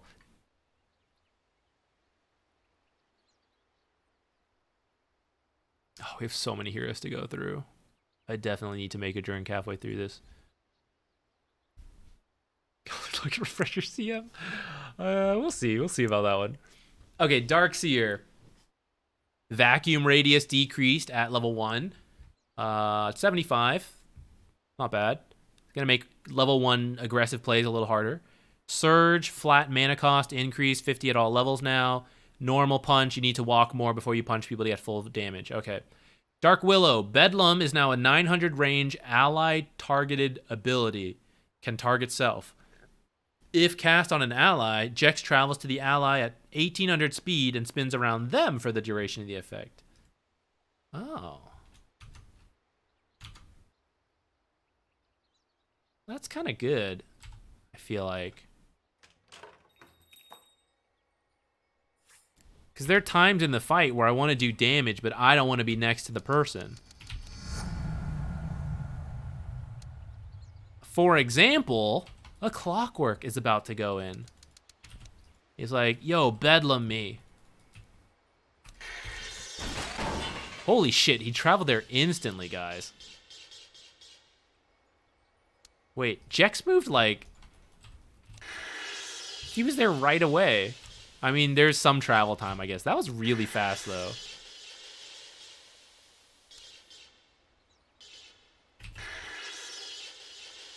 I never noticed him, like, bouncing on the ground like this, actually. Was he broken before? Maybe I just haven't played him that long since I got this effect. I don't recall him doing that. It's the cosmetic? Is this cosmetic new? I never played Dark Willow since getting this cosmetic, maybe? I'd believe it. She hasn't been, like, particularly good for quite a while.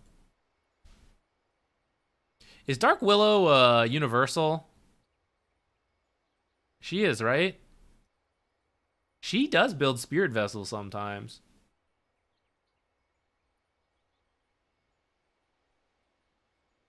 Just thought. Just thinking. Okay. Dawnbreaker. Armor up by 1. Cast point down by 0.1. Shard no longer proves cast point. Okay. Stun now pierces. Debuff immunity. Ooh. BKB piercing stun now. Talent. Slight increase on slow. Slight increase on damage. Okay. Armor's probably the best.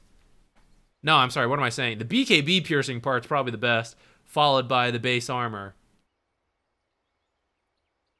That's probably pretty good. How long is the channel time, though? It is a little, like... It may be a little hard to, like, plan that. Although, once you get the Ags, you can just drop right away, right?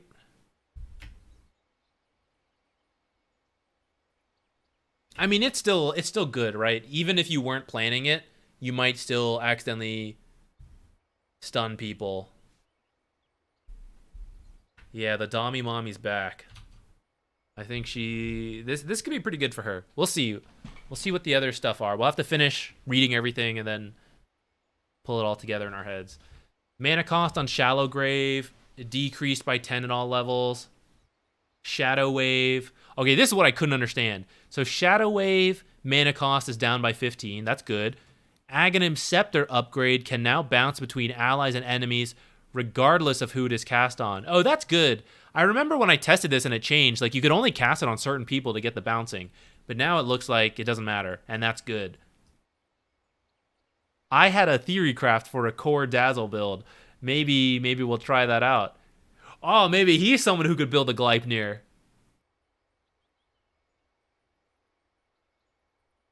No, I probably shouldn't. Maybe. We'll see. Bad Juju. Instances. Holy Locket Refresher. Yeah. You can keep bringing the refresher cooldown lower. Instances of health cost increase now stack independently of each other. This is good. Great. 20 seconds. Okay. Perfect. That means there's a limit. Essentially, you can't stack beyond... Holy shit, this is actually so good for Dazzle.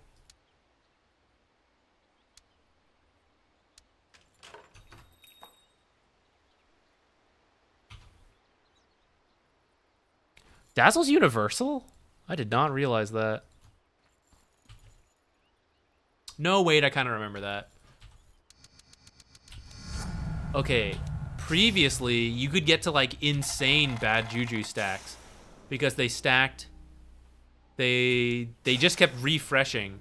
But now, they should all have their own individual stacks, which means when we get to about 17...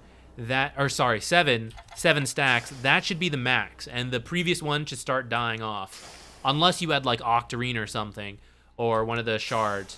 So you see, like, yeah, it's going down, even though we're doing it, which means we can't get above 6, actually. Which is still gonna be hella expensive, but previously this went up to, like, 10,000 health or something.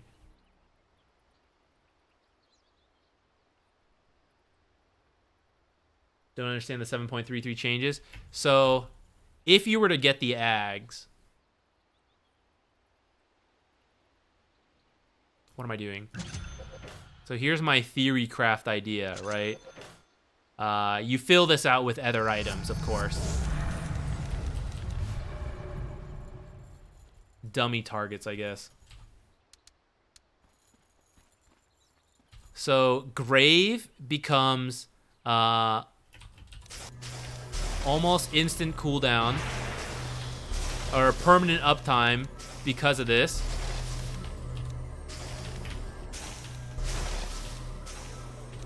With the Octarine and your ultimate. Oh, I messed it up there.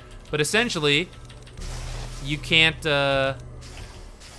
Grave is, like, permanently up as long as you're, like, fast enough on it. Actually, I think you might need one of the neutrals.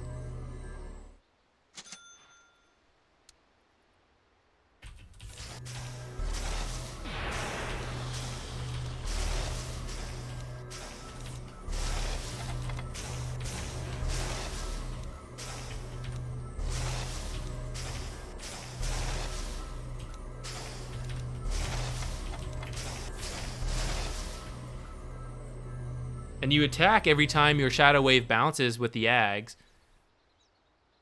So now you could just get... you get right-click items from there. Oh, level 3 ult? Yeah, that would make it easier too. I forgot.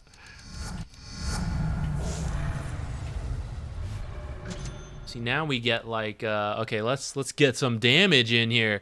Let's get the Deso maybe. Or maybe we're theory crafting this Gleipnir. My original thought was including Phylactery in this, and I guess you would have Boots. Greaves? Oh, Greaves doesn't work properly. Well, maybe Arcanes would be good.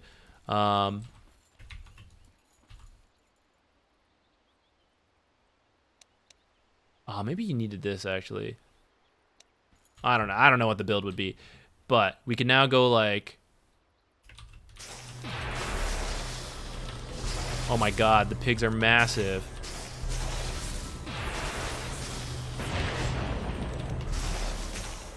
I'm not getting the cycle of abilities properly.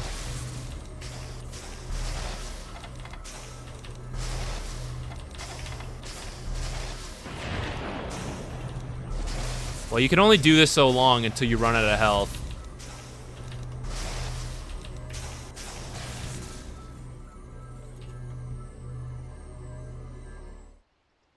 Throwing a Q in the mix? Yeah, for sure. There's definitely an order combo that would be good there. I just didn't, we haven't like really dug into it.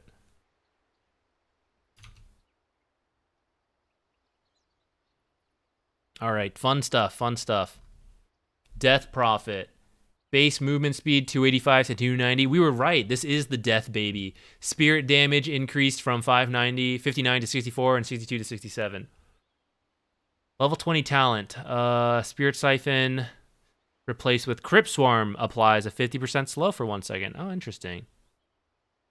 What's your other talent? Click the right hero. 30 Spirit Siphon damage heal. That's pretty good. Would you take the 50% slow? 50%'s a lot. I'm not sure. Dang it. That's a tough one. Okay, Disruptor. If the target is trapped inside the kinetic field, Thunderstrike now hits all other enemies inside the field. Interesting. The field's not that large, so that was probably happening anyways in many cases, but it's kind of cool. Is this a way to farm now? Like, kinetic field Thunderstrike? Well, again, that was going to happen anyways, because they're all going to clump around you, and then all the Thunderstrikes would hit anyways. This seems like a marginal buff. I'm not sure. You know, Tinker can refresh Greaves, and it still works. Yes, but I thought it was just mana. I don't think it works on the heal. I think if it worked on the heal, it would be like super bust and I would have seen it more. Only the mana part comes back, I was pretty sure.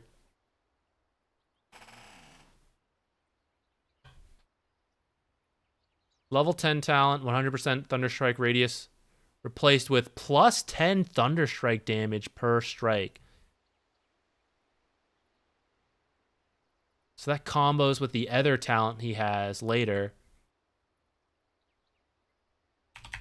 to get more Thunderstrikes. No, wait, I don't see that talent anymore. So he doesn't have that. Oh, it's the Shard.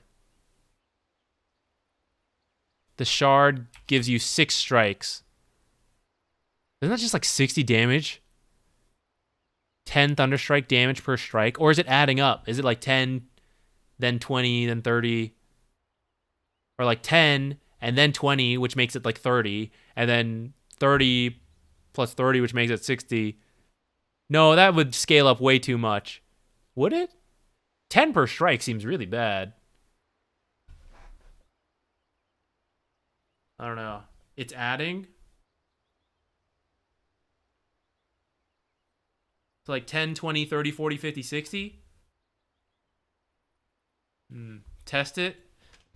Who are you, so wise in the ways of using your brain? All right, let's find out.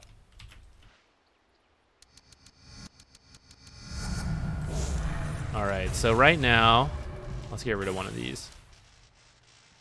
So right now, each Thunderstrike is doing about 19 damage because of the magic resistance he has.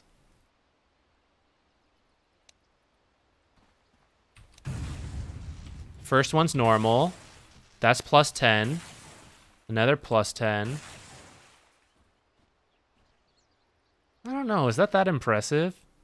Well, I guess I would have this leveled up more. And then we buy the Shard. So now how much does this do in total? Oops. I shouldn't have attacked.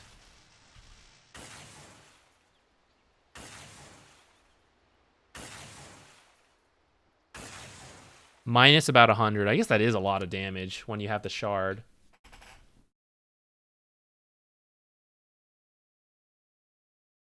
Ah.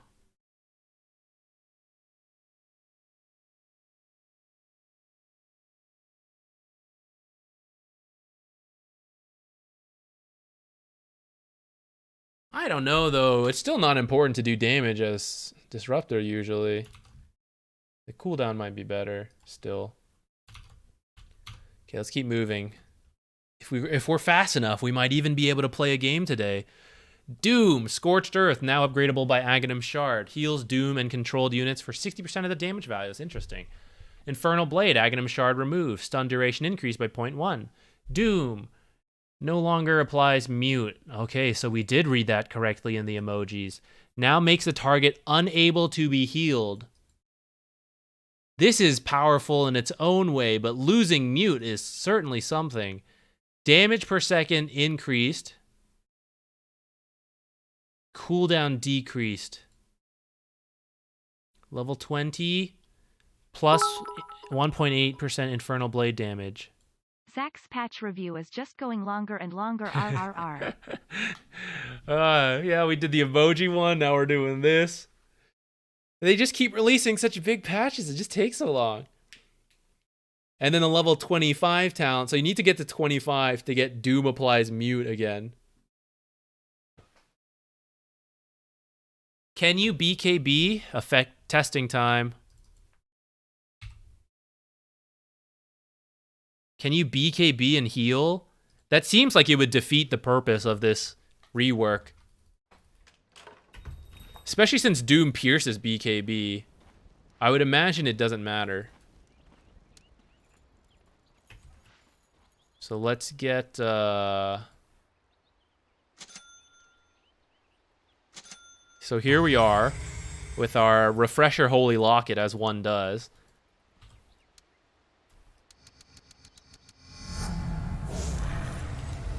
We doom the Dazzle. So Dazzle can now use Holy Locket, but it won't heal. Alright, so now let's buy a BKB. Go ahead and pop our Refresher, as one does, to get more Holy Locket charges. BKB. Oh. Okay, no, he still couldn't heal. Still couldn't heal with the stuff. Although actually I kind of overlapped the BKB. Look, one more time, okay?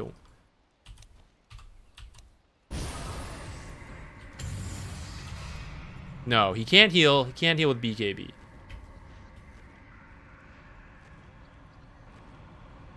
Glimmer Cape? What about Glimmer Cape? The damage is pure, so Glimmer Cape won't matter. So Doom is now...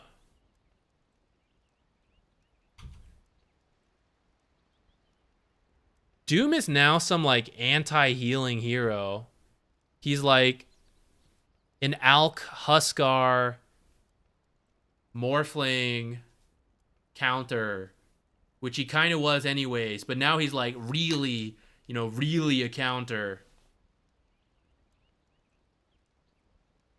And they can't use their abilities, but they can use items. That means we don't have a mute anymore until you're 25, which is only gonna be sometimes, right? The only way you can't use items is if you get stunned or hexed. Does anyone else have a mute? I feel like there probably is, and I'm just not remembering it. Silencer has mute. Good point. But that also needs... That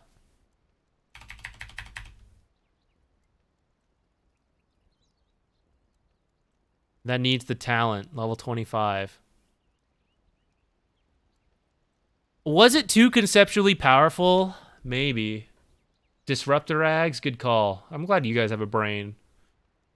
My defense, we've been doing this. It's been a long time. I'm getting tired. We're going to need snacks and drinks throughout this. Maybe I should go get something now. Do we think... This seems bad. I don't know. Maybe it's necessary, though, guys. Because Doom had one of the worst pub win rates. He got hit by so many nerfs. But he was still fairly contested in the pro scene. because the economy from his Q and Doom as a like delete this hero mechanic was so powerful. So maybe something like this was needed. And he could be balanced in other ways that are closer together between pubs and pro scene. And not have like, I think it was like 40% win rate in the pub meta, which is so bad. But still, he was like a viable off lane at the highest level. Maybe it's good for him as a whole. Dragon Knight. Cast range during dragon form increased from 400 to 450. This is pretty disappointing. I liked our reading better. What was it? He was getting thicker. I think that one was better than this. Elder Dragon form. Bonus move speed increased from 25, 30, 35, 35 to 30, 35, 40, 45. Okay, 10 up. Or 5 up per most levels, 10 on the bonus, the final level. Corrosive breath damage increase as well by 5. And then, yeah, 5 at the end too. Okay. Okay, sure, whatever. Drow Ranger. Glacier. While on Glacier, marksmanship now isn't disabled by enemies in the proximity. Was that not the case already? Okay. Drow Ranger can now freely walk off the glacier over the barrier. Only her, though. Other people maybe can't. Level 25 talent. Multi-shot waves decrease from +3 to +1. This talent no longer increases the total channel time, making all waves faster. Oh, okay. That is probably better. Even though she's losing 2 waves, she's doing it faster and can get back to right-clicking, which she should be doing at level 25. This glacier change means you can walk down cliffs too.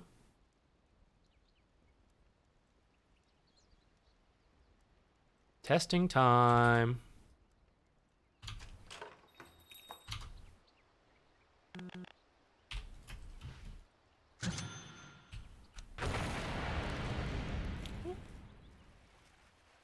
Oh, can't get back up.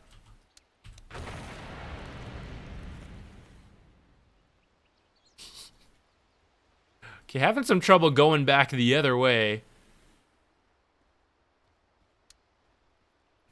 But now, previously your ult would get canceled there. Now, I still got my ult. What if they're actually on the thing with me? Nah, it doesn't matter. Okay, but they can't go through the barrier. So that's another tool I have. When barrier is up, we can fight with our passive. And then when it's about to end, I run this way to build some space between them. This is a big or small. This is relatively big. I don't know if it's quite as big as 7.33. That one was really, really big. And 7.0 was another massive patch. This is a big patch, not like one of the massive, insane stuff that we've had. Getting an emoji teaser, that was brand new though. Never saw that before.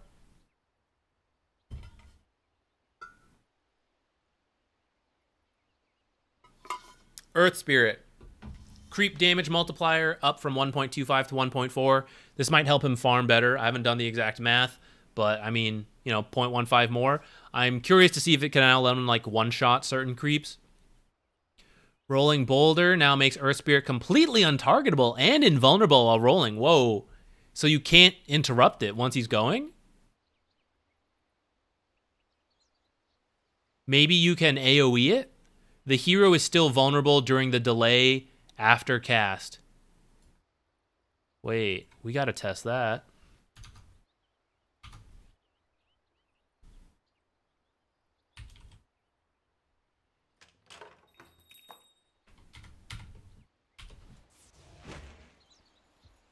We're gonna need a hero like Lina, maybe. Oh no, Ice Path will work. It's much easier actually on me as well.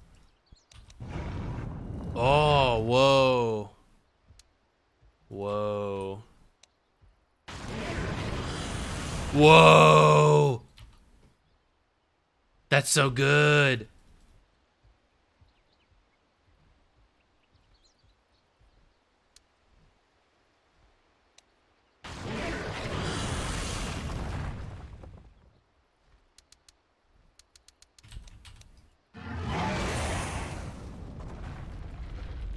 This is crazy!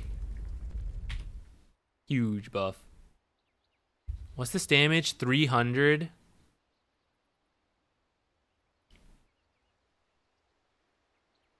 So now it does 420 damage to creeps. Is there a talent for it? Boulder Smash at level 20, which would allow you to do 595 damage to creeps. So you're not one-shotting, but you could maybe like roll through plus Q, and that might be a one-shot. All right. Then what? Some small buffs to his other stuff. Okay. Oh, plus he would be getting damage amp, spell amp from his other stuff. So maybe he will one-shot creep waves. Earth Shaker. Bonus attack range up by 25. Radius increase from 300 to 350. Elder Titan. Echo Stomp radius decreased from 500 to 475. Okay. Ember Spirit. Radius increased from 400 to 450. Cast point increased from 0.1 to 0.2. Aghanim Shard burn radius decreased from 600 to 450. Aghanim Shard burn now only starts dealing damage once the remnant stops moving. Activate Fire Remnant cast point increased a little bit. Aw, I hadn't even turned on the cam yet, Jupiter. You're gone.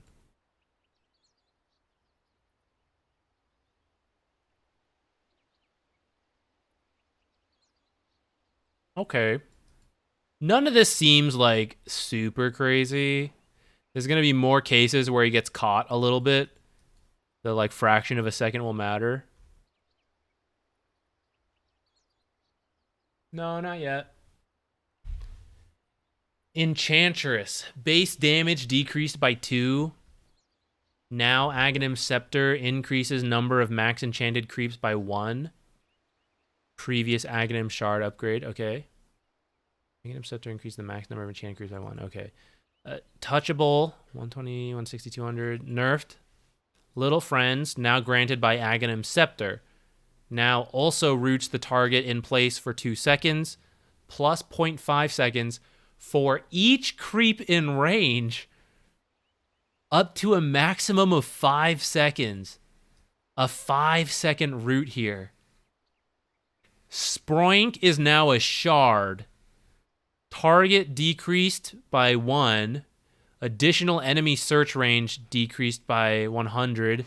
Cooldown from 4 seconds to 8 seconds.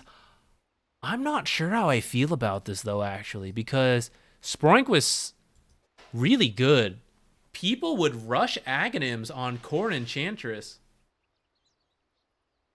Now you can get the shard for way cheaper, and I guess you do a little less AoE damage, and I guess the cooldown's literally double. Maybe that's okay.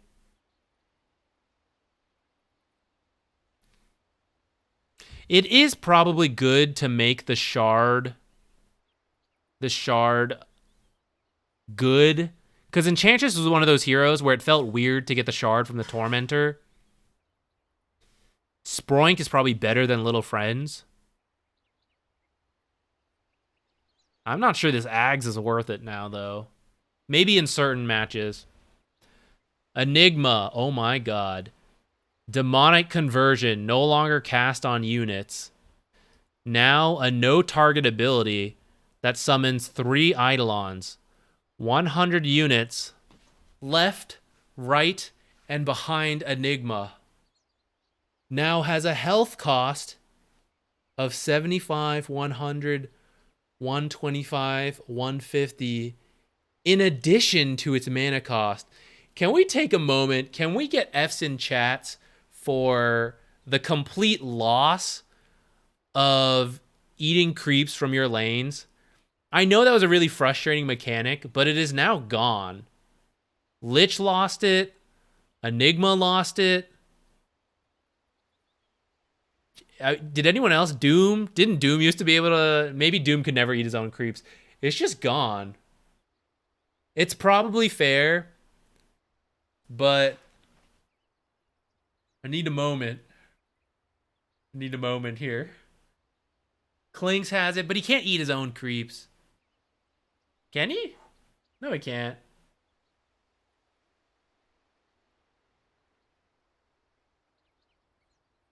It probably was necessary. In the same way, Doom was way too good in the pro scene because of this. Enigma was also one of those heroes. Klinks can eat his own creeps?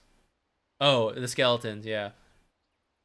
Oracle can deny. Oracle is the final bastion, the final hero. But Oracle can't do it until like level 3, I think. I think it's too hard to do with level 1 E. Especially because, spoiler alert, if we read the emojis correct, the E actually has a stronger heal now. So it might be more difficult to do. But that's true. Oracle probably still can do it with high enough level. But it's gone now, overall. And it was probably too good at the highest level. Like players who could truly manipulate creep equilibrium that was far harder in pubs. It's probably too difficult to balance Enigma around. Now that people were just too good. Like when people were worse at Dota, even the pros, he got by. But now it's just like too powerful. All right. Well, we'll have to see how good it is. This seems painful though. What's the buff? What's the buff to balance this? Damage interval in decrease from 1 second to 0.5 seconds. Total damage unchanged. Level 10 Eidolon. This is just the nerf to him. Losing this is already a big nerf. Now getting an extra health cost as well. I guess the buff is you don't need a creep, so you could use it like in the middle of a fight when there's nothing nearby. But I don't know if that offsets this and this. Yeah, I'd like to go get your food. I understand. Yeah, I know. And when you get your food and you finish eating your food and you take a nap and you come back, we'll still be going. Faceless Void. A swamp on the talons. Okay, that's nothing crazy. Grimstroke. Okay, I'm going to pause here on Grimstroke for a second. I'll be right back. I'm going to get more to drink. We're not done. We got a lot of heroes to get through.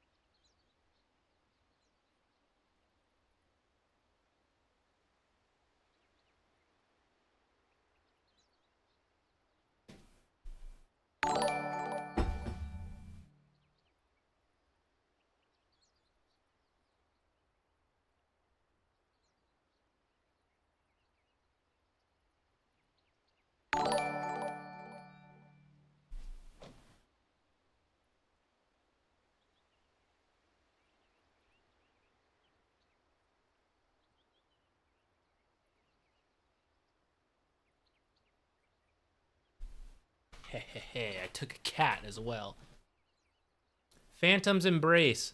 Now refreshes when the Phantom reaches Grimstroke rather than the moment Rend damage is dealt. Oh, so you can't cast it like so instantly. There's more time to react to it. That's fair. But the projectile speed is going to go up, so it's a little easier to still do that. Fine. Don't sit with me, Jupiter. Leave me.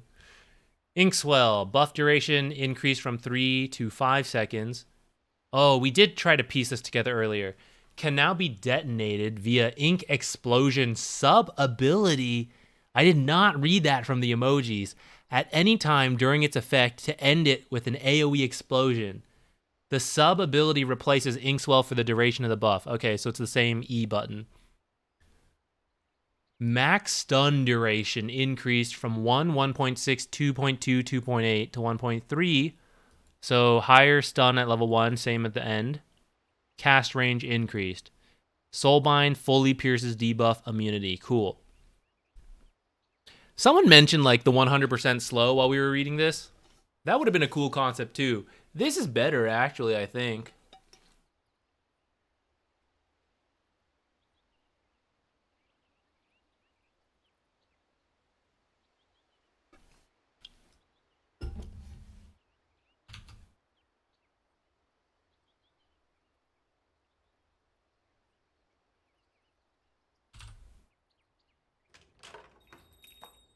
Is this enough to bring him back into the game?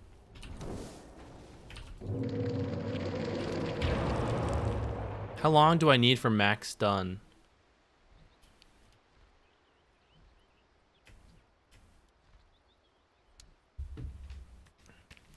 Hey, Liquid Oxygen. ET was Echo Stomp nerf radius just a little bit. I think like 25.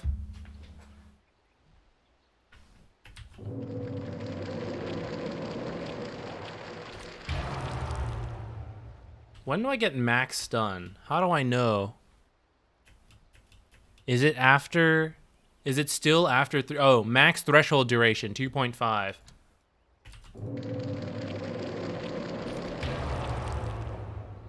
Didn't it matter how many heroes you hit as well?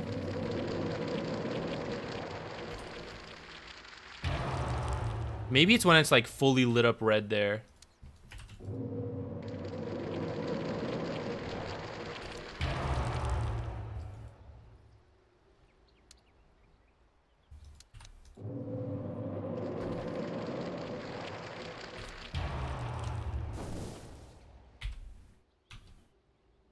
Oh, wait, and then how's this, Wow, that thing is fast.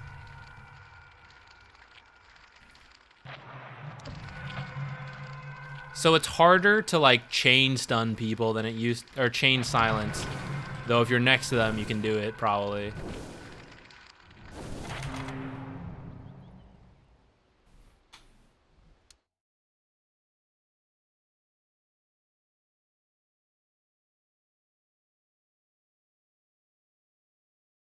ET is literally uncounterable in the off lane? How come? Nullifier and Halberd changes make him beyond broken. Oh, you can't remove his stuff.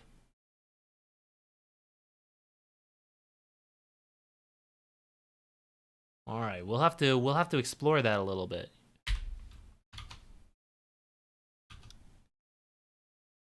All right. Got like 3 days before they realize and fix it. I'll try. I'm not very good at ET. Gyrocopter, Rocket Barrage. Now grants Gyrocopter 20, 30, 40, 50% slow resistance for the duration. Okay. Flak Cannon. Radius increased from 1,000 to 1,250. That is so funny. We were joking that this could be the case. Because we were trying to read the emojis and we were like, I guess it makes sense, but like, that's such a weird buff. This is such a weird buff. I don't get it. Now additionally grants 200 bonus night vision?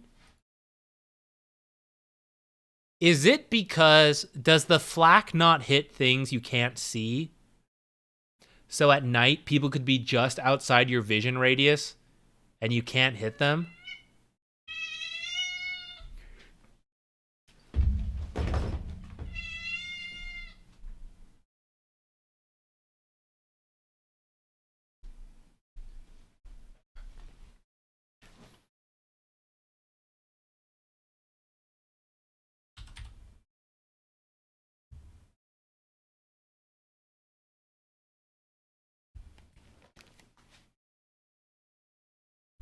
Pay the cat tax. The cat left the room.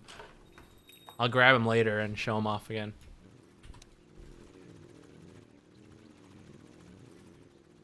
I guess if I don't have a vision, or if I don't have vision of the hero, like this should hit technically, but if I don't see him, I can't. So maybe this bonus night vision is just to make it so when it's at night, you see a little further, and you might hit people with your flak that you otherwise wouldn't. And then it's just a general buff otherwise, just as you're moving around. Could also help you farm at night, going between camps and stuff. Aghanim Scepter Side Gunner now attacks an additional target when Flak Cannon is active. Oh, cool. 2 targets at a time. Nifty.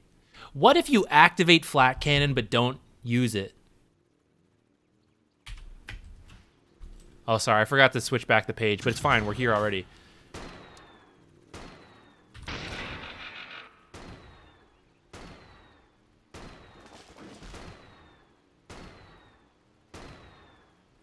Well, I guess I'm just sitting here not attacking, though. So it's probably not worth to just sit on, but maybe it is. I don't know. I'm sure there's some niche situation. Wait till we get to the Invoker changes. That's true. We weren't able to fully digest them during the emoji read. We knew there was a lot of changes, but it was hard to like tell what it all was. I know he's universal now. I saw that. Oh damn, we're close. We're almost at Invoker. He's down there. Sneak peek. Okay. Hoodwink. Scurry now also provides 50, 100, 150, 200 attack and cast range when activated. Does not doubly apply to Acorn Shot. Fair. So you can E to get close and then throw your W even further if you need to. Or your Q as well, like either way. So it should be easier to like get people. Sharpshooter now deals half of the damage to creeps that the bolt flies through. Farming ult, guys. I'm just gonna stack, W the creeps, sharpshooter through them. Aghanim Scepter now also increases sharpshooter projectile speed by 25%. Marana and the Diamonds. That's a great name. I love Marina. I love her music. Well, actually, more of her earlier albums. I was actually just listening to the more recent ones that I didn't realize had come out, and I wasn't as big a fan of them. I really liked like the weird style of the early ones, but great name. Thank you for the raid. Welcome, everyone. As you can see, we're reading the patch notes. Haven't even gotten to play them. Read the emojis earlier today. Doing a second reading with words. Welcome. What were we just saying? Oh, yeah. Aghanim Scepter now gets the charge speed, so the 20 talent is now max damage. Okay. Finally, someone understands. I mean, even if they don't like her that much, I feel like several of her songs are quite popular. I can't believe more people don't get that. Just played versus PA. She's too strong. I gotta see what her buffs are in English. I'm not sure if I read them correctly in the emojis. Okay, Huskar now additionally slows the target's attack speed by 60, 100, 140 for the duration. That's a lot of attack slow. All right, buff to Huskar. Does this affect our speed run? I don't think so. Unless we can ult the tower. A lot of people don't even know Marina. It's a shame. She has such good music. Guys, if you in the chat, one's in the chat if you don't know Marina and the Diamonds, go check out her music. I'm not paid by this, though. Okay, Invoker. Invoker's got some wild stuff here. Reminder, we are fingers crossed hoping for Invoker support to be viable. Invoker, universal hero. His base HP regen going up to 1.5. That is a massive amount, but Quas might be changed, so let's hang on. Hold on, wait. Let me scroll very slowly so we don't sneak peek too far. Base damage decreased a lot because he's going to universal, so it might still work out. Let's find out. Agility gain down a little bit, 1.9 to 1.8. Base intelligence up by 4, actually. Intelligence gain decreased, though, from 4.6 to 4.0, which means he's probably not second anymore. It used to be Pugna, then Invoker. Lore-wise, I'm a little upset with this because Invoker's supposed to be, like, the smartest guy in the Dona universe. But whatever. The damage on level 1 decreased by 6 through 4. Oh, from 44 to 50 down to 38 to 46. But being a universal hero, you can get more damage quickly. From leveling up, you're now 4.6 to 5.74 damage per level, plus your starting items will give you more than you did before. So, Quas. Strength per level decreased from 2 to 1. No longer grants health regen. So there's RIP. There's what we just lost from that. Now grants 2% to 8% spell lifesteal on invoker's abilities per orb on cast. The value is stored at the moment of spell cast and cannot be changed by swapping orbs after. Okay, so you can't like cast Sunstrike and then turn it all to Quas to lifesteal. You have to be on Quas to get the lifesteal. All spell lifesteal works at 1/5 strength on creeps. Does not affect items. Okay. Wex. Agility 2 to 1. No longer grants attack speed. Now grants 1% to 7% CDR per orb on invoker's abilities and items. And items. Interesting. The value is stored at the moment. Okay, blah, blah, blah. You can have 21% CDR from Wex on your abilities and your items, not including Octarine, not including any neutrals. Interesting. Let's move on. Exort. Intelligence per level down. No longer grants damage. Now grants 1% to 7% spell amp on all your abilities. The value is stored, blah, blah, blah. Okay. This one does not affect items. Let's keep reading. Let's keep reading the rest before we theorize about support being possible or not. Cold Snap. Now heals Invoker for 16 through 128 every time it procs. Freeze cooldown decreased from 0.83 to 0.62 to 0.8 to 0.59. Okay, 0.03 off, I guess. Mana cost decreased by 10. Ghost Walk now grants Invoker 10 through 80 health regen per point in Quas, and 5 to 40 mana regen per Wex. Wait.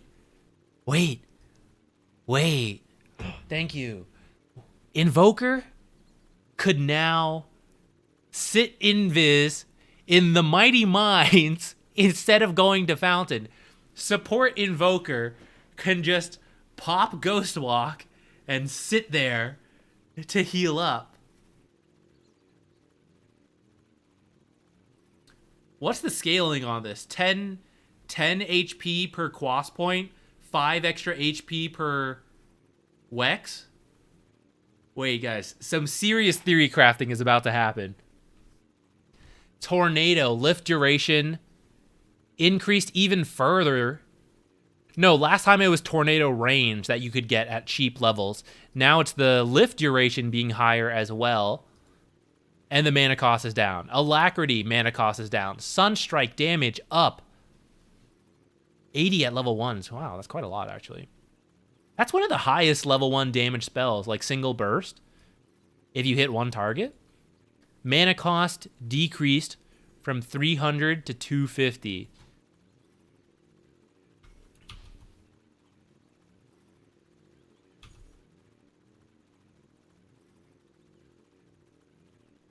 We gotta think. Where is he? Where is the legend himself? The universal hero.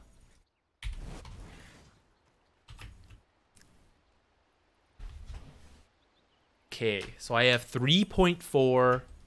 So I could do... Oh, I don't have... Okay, Cold Snap procs off Blood Grenade from what I previous tested. So you could do a build like this, maybe. Possibly buy both Blood Grenades. This will go into an urn. Iron Branch is just for universal stats. Maybe a second set of Tangos because our regen is a lot worse than it used to be. We start probably with the point in Quas. so we can get Cold Snap, which, see how much it healed us. We just lost a significant chunk, and now we Cold Snap. Oh, I need... I forgot I wasn't just gonna proc. Okay, hold on. Okay, now we need to heal.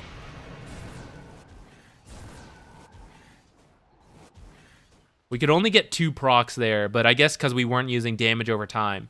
If we had someone who helps us, it would be better. Especially if we, like, activate our Blood Grenade or our Urn or something.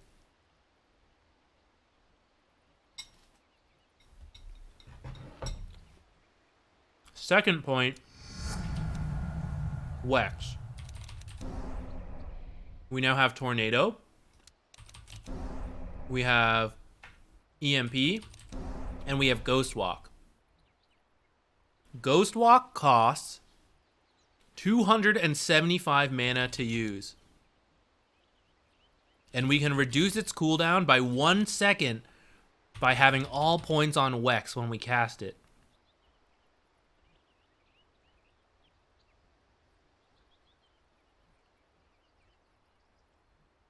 How much?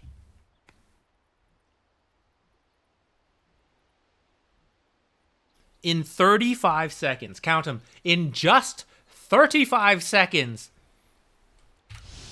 This spell is free. Oh, regen all my mana in that time. Blood Grenade will proc Cold Snap.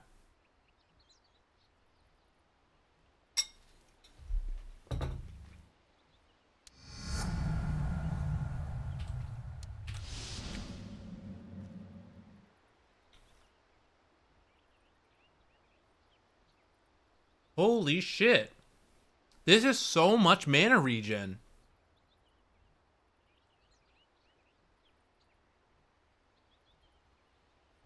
When I walk from bottom lane to mid lane to gank, I completely recover mana on Ghost Walk. Wait, this shit seems nuts. Third point in Wex. Insane regen. Full recap. And EMP still steals mana, doesn't it? I have the wrong spell. Hold on, wait. So here we are, going for our gank. Okay. Oh, I had the wrong spell. Hold on. Here we are going for our gank, okay? Oh, we're slower than we used to be, though, I think. But we're getting there. We're not getting move speed from Wex, I think. Did it have? Yeah, it had move speed before, right? Oh, maybe it didn't. Maybe it was only attack speed. Didn't Wex used to have move speed? Was that changed? Whatever. We show up for our gank.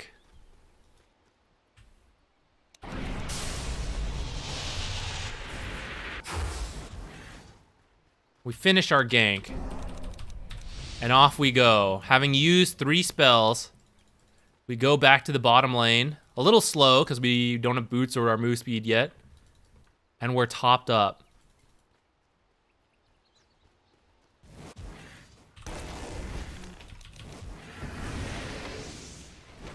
The other heroes beat us up a bit. They hate that we're so smart. I'll go, oh no, I'm low health.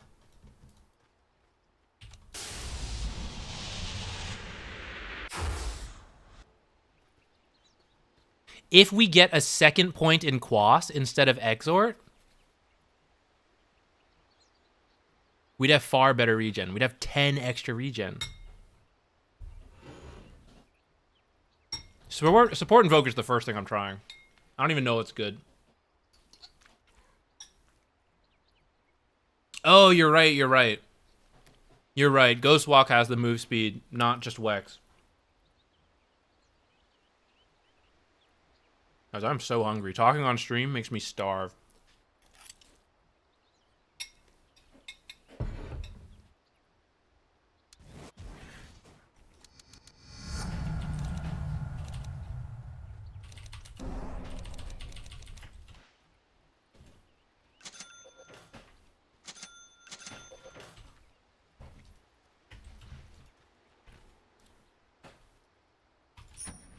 Then we go for a vessel.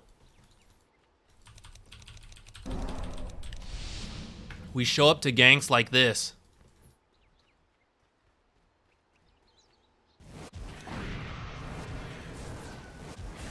I forgot to EMP, but it's fine. Finish the gank and we say, okay, good gank, good gank. We kind of have to wait for Ghost Walk. But when Ghost Walk is back up... No, wait, Wex does have move speed per instance. I'm not crazy. I'm not crazy. But Ghost Walk makes it even faster. All right. We're piecing it all together. We're figuring things out. It's been a while since we played Invoker.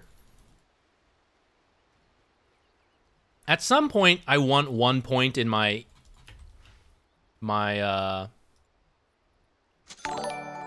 thing, though. I think 2 points in Quas is probably enough for all of our mana regen needs. I mean, our health regen needs. I think... Thanks for the follows, by the way. I think 1 point in Exort could be really good to give us the rest of our spells. And now when we show up to ganks, we can also do things like Ice Wall or... wait, this is hard. We can have, like, summons push out. What's going to be best? In general, it's going to be best to be on Wex when we cast spells, I think. Thank you. Whoa. Yo, Liquid Oxygen, thank you for gifting 5 gifted subs. Enjoy your games. Good luck. Thank you so much. You were supporting the dream. I appreciate it. I'm going to use this to go to TI. I hope the prices aren't insane. I need these tickets to be just like a regular amount of money. I don't know. What boots should we get? Should we just leave it at regular boots? All right. I said we would read through all the heroes before we go into like too crazy of like theory crafting of weird support stuff, but I am definitely going to try support Invoker. Very excited for this. Very, very excited. I'll be in the area hoping to get tickets. Nice. Let's do another meetup if we're all there.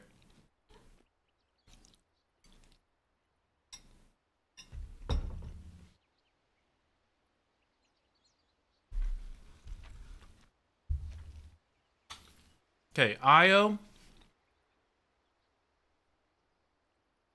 Shard doesn't grant bonus spell amp.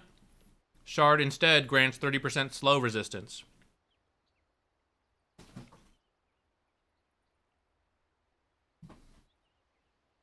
I guess that's pretty good for, this is bringing Io back from being a partner with spellcasters like Leshrac and Storm, and more to a classic pairing with like Sven and Tiny.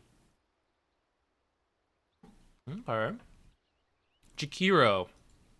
Oops. Our boy Jakiro. Macropyre. Macropyre Scepter no longer increases the distance. It increases the width by 70. The bonus duration decreased from plus 15 to plus 5. Honestly, the plus 15 was a little excessive, so 5 seconds is still good. Now adds 2 walls of ice along the edges of Macropyre that slows any enemies trying to get across them by 70%. Damage is pure, and the slow pierces debuff immunity. Does it also pierce spell or slow immunity? Ice Wall with... Oh, man, we gotta see this. I gotta see this. So it's not a stun on either side. Oh, great, we already have a Jakiro here.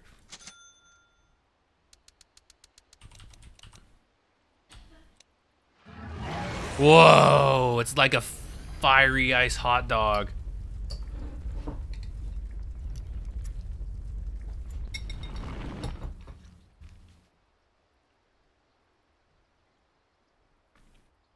You know what really bothers me is the Macropyre sound effect ends 5 seconds early.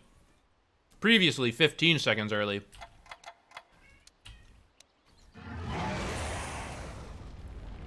So you try to get out of Macropyre and you're just like stuck in there. Or you need to go through and you're like screwed. Oh, this is good. I like this, I think.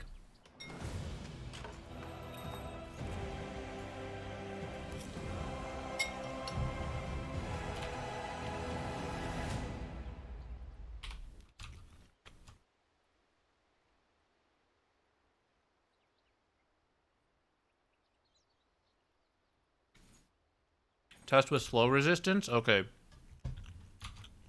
That's a good call. That way I can keep eating.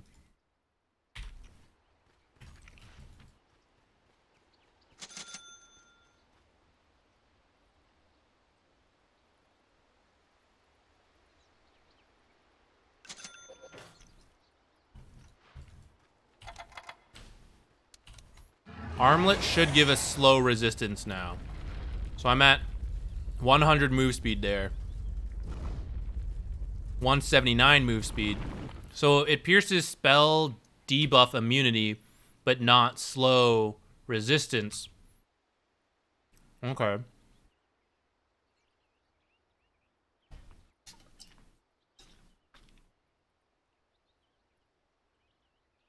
Juggernaut. Level 15 talent. Changing place with the level 20 talent. Okay. Oh, and instead of a longer duration, it's just a cooldown reduction. That's probably better, actually. I'm not sure. It maybe depends. Level 20 talent, Blade Dance lifesteal from 50 to 60, but it now calculated. Okay, that's... I'm guessing that's a nerf overall, because I doubt 10% makes up the difference for ignoring armor reductions. Keeper of the Light. Chakra Magic. Mana Restore decreased. Okay, less mana, 5 per level. Stacking, so 20 mana less by max level. Mana Restore and cooldown reductions are now 25% more effective when cast on self. Oh, we thought it was 25% worse through the emojis. So it's 25% better when using it, when prioritizing yourself. Nice. Kunkka. Damage and slow are now applied to all enemies in the torn area throughout the duration, not just to enemies caught by the stun. Oh, okay. So when the stun goes up and someone walks underneath it, they'll be affected by the slow and the damage. That kind of makes sense to me, actually. Jug Deso meta? I mean, I doubt it. This is just how lifesteal worked for like all the other heroes. This was the exception that that this ignored. It was based on how much damage he did versus like what he actually did. His raw output of damage compared to like the reductions. All other lifesteal worked after the reductions. So this is just in line with other stuff. And other heroes who build lifesteal don't necessarily build negative armor. Some do, but it's more about like what they offer rather than going for the lifesteal. X marks the spot. Return cast point. Decrease from 0.4 to 0.2. Okay. I don't think this will make Kunkka support, but I'm hyped enough for Invoker, so it's okay. Legion Commander. Base strength decreased by 2. Base movement speed decreased by 5. Relatively small nerfs for what I consider one of the best pub offlaners. But she didn't see that much pros play. And maybe the item nerfs will get to her, and like the types of heroes that are popular will affect her.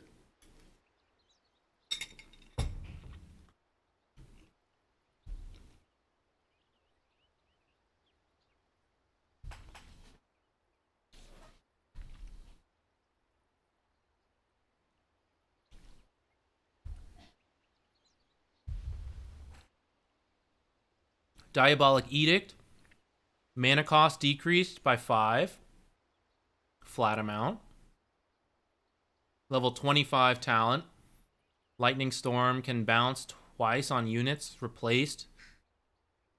Wait, can bounce twice on units. Replaced with Pulse Nova triggers Lightning Storm.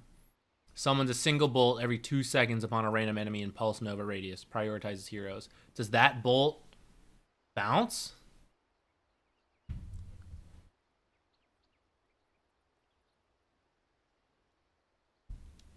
Well, you don't really... Leshrac 25...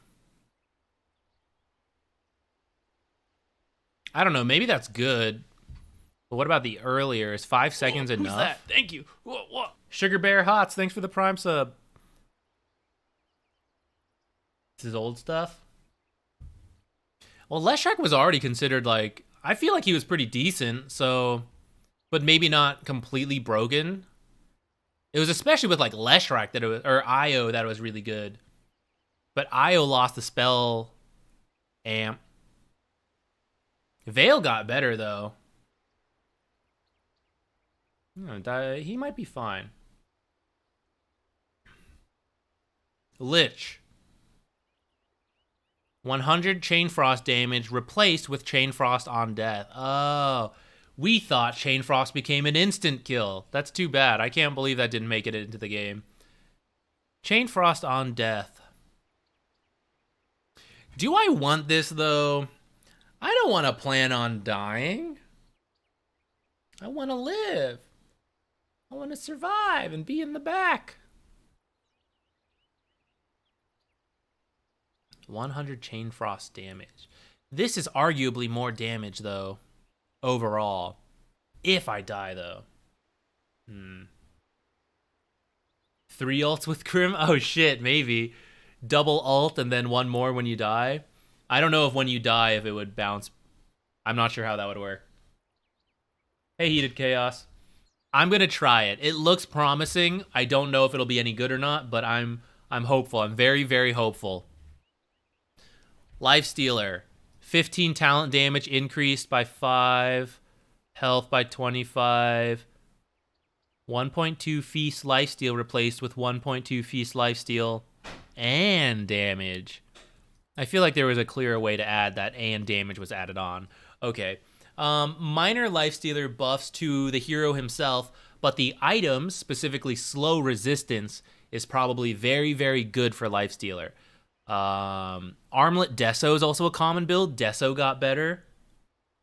What else? I don't know. Illusions, arguably worse, because there's more items that counter them or do a bit more damage to them. That might be good for him as well. Lina. Dragon Slave. Damage decreased. Yeah. But burns enemies, dealing 10 through 40 damage per second. Damage interval 1 second. Burn duration 2 seconds. So previously, you would do 325 damage with Dragon Slave. Now, you will do 380 damage with Dragon Slave. That's certainly more damage than before. All right.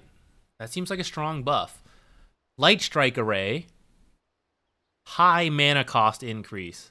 Level 1 and 2, cheaper and the same, but by maxed out, that's 30 more mana. That's quite a lot. Laguna Blade now supercharges Lina. Grants her 10 stacks. Oh, sorry, it's my camera's... Oh, no, my camera wasn't blocking it. Perfect. A supercharge grants her 10 stacks of Fiery Souls for 5 seconds. It's a lot of stacks.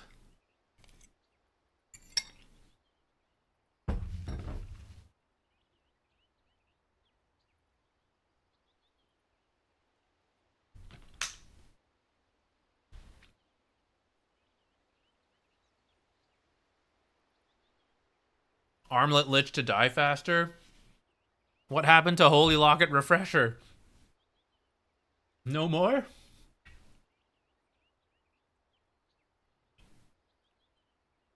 What do you think about CK? We might try a CK support. I don't know if it'll be any good. It could be funny. As a core, I mean, it's clearly buffed, so overall good for him. He also has the same, like, armlet build, issues with kiting, so all of that's pretty good for him. He maybe doesn't like the illusion damage stuff, though. I think his crit does a little bit more damage to creeps, though. That's good for him, for core farming. Lion, mana drain, no longer has a mana cost. 10 off, nice. Can now target allies without the level 15 talent. Grants bonus movement speed when used on allies. And no longer drains mana from Lion when the allied target is full mana. Movement speed and mana restored are decreased by 50% of the slow and mana stolen values? Movement speed and mana restored are decreased by 50%. I'm not sure I'm understanding that last line. Maybe it's saying it's 50% of the value compared to when you use it aggressively. Level 15 talent mana drain restores allies replaced with -2 hex cooldown. Level 20 talent minus hex cooldown replaced with earth spike affects the 30-degree cone. Wow, we did piece that together earlier. Is there like a 102 lion build now? You top up on mana, you top your teammate up on mana, then you go back and top yourself up on mana? There's probably some cases where that's decent, right? But only if like your allies really use the mana. Seems super bad. I don't know, maybe.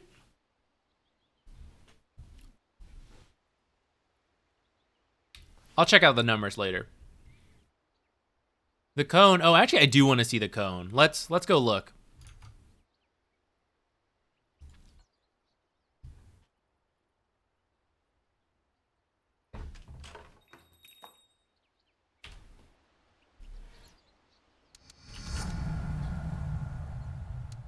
Oops, not you.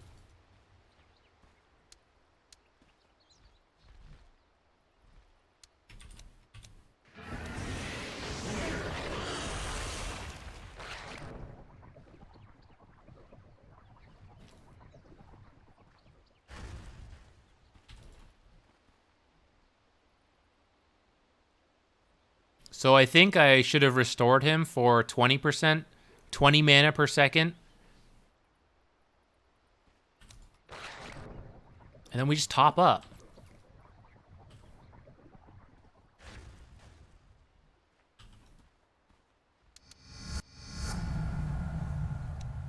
Oh, not that one, this one.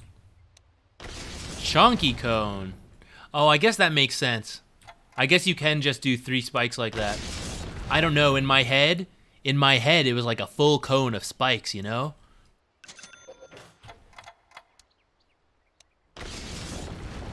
Does that mean somewhere like in this range, if you have like long enough cast range?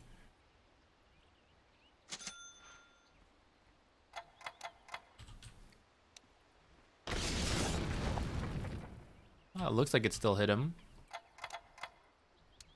Well, still, this is a huge... We joke about ravages now. Now it's going to be way easier. This is a huge area. Especially as we picked up more cast range.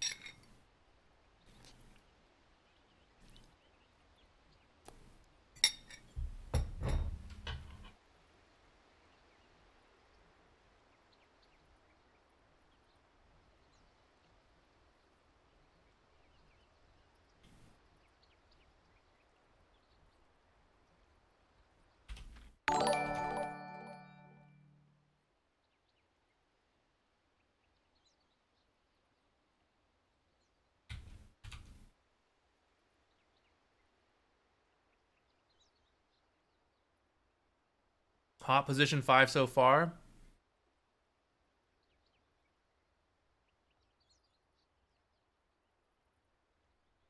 I'm not sure, actually. I might try this lion build. Who have we seen so far? Shakira's Ags looked good, but actually you don't rush Ags all that much. Grimstroke maybe is better than he used to be. We'll have to see.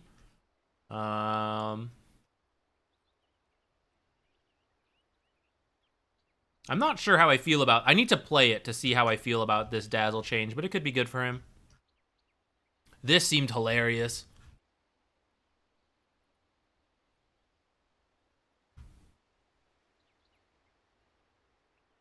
Bane seemed a bit better. I'm not sure how good, though. Abaddon also seemed a bit better. Okay, Lone Druid. Bear is now a universal creep hero unit.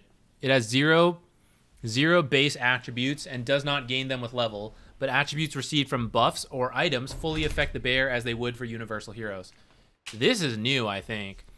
The bear cannot gain experience, but their health and damage increase with Lone Druid's level by 90 and 5 respectively. Wasn't that always how it was? The leveling up part? Bear now has its own Aghanim Scepter and Shard upgrades? Holy shit. He's got his own axe. Oh my god, it's actually like 18 item Lone Druid now. Aghanim Scepter allows Spirit Bear to attack at any range from Lone Druid and to survive if Lone Druid dies. Wasn't that the Aghanims anyways? Maybe that's the old... Maybe they're moving it to the bear. Okay. Aghanim Shard grants inactivity ability Fetch. Spirit Bear roots the targeted unit or rune and uncontrollably drags them towards Lone Druid for 2.25 seconds. The Spirit Bear is slowed by 20% during this, and the target is gradually dealt 300 damage over the duration if it's an enemy. The bear is not slowed down while fetching a rune.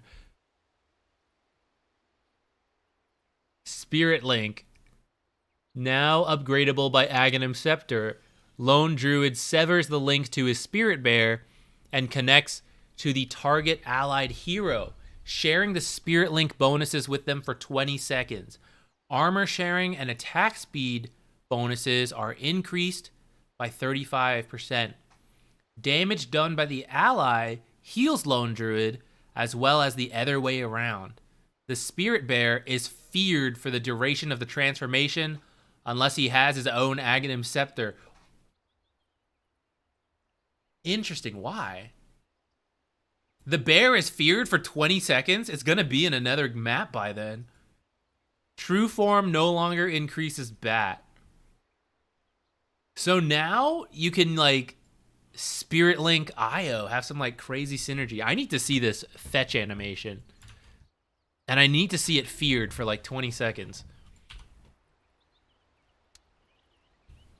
Where's Lone Druid? This could affect the speedruns.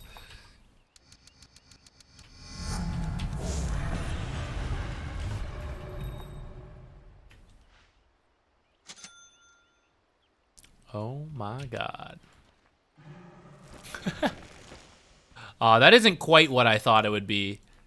Though this is probably experimental, so they probably just borrowed animations. This happens all the time. Once they see like an idea isn't absolute garbage, they put in like an actual animation and sound. This is just like lasso animation with treant overgrowth noise. What if I make him faster, then he drags further, right? Nice.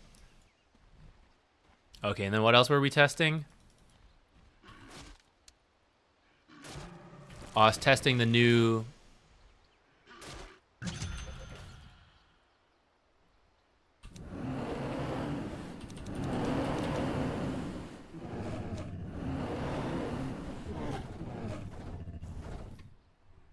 This poor bear. This poor bear. He's just gonna run all the way home.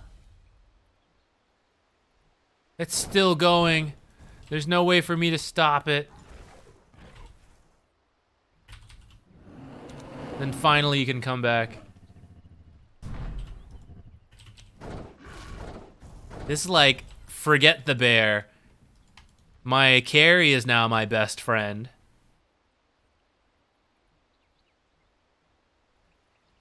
Armor sharing and attack speed are increased by 35%. Is there like a support Lone Druid build? Fetch plus a ton of armor attack speed that you share with your teammate? I don't know. Let's get... Actually, I don't need to get anything. Oh, wait, no. Let's put items on the bear. Let's see what that looks like. Where is Armlet? Armlet toggling bear. What are like the universal items on the bear now then? Oh, harpoon bear. Holy shit, guys. Check this out. You think you're safe? You think you're just like doing your own thing? Then suddenly, bear, harpoon, and drag back. My god. And then you get feared.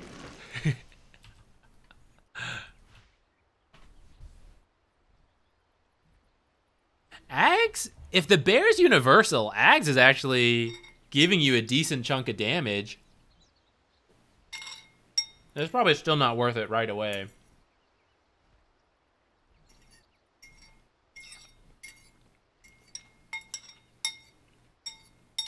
Scotty Manta. Can the bear Manta?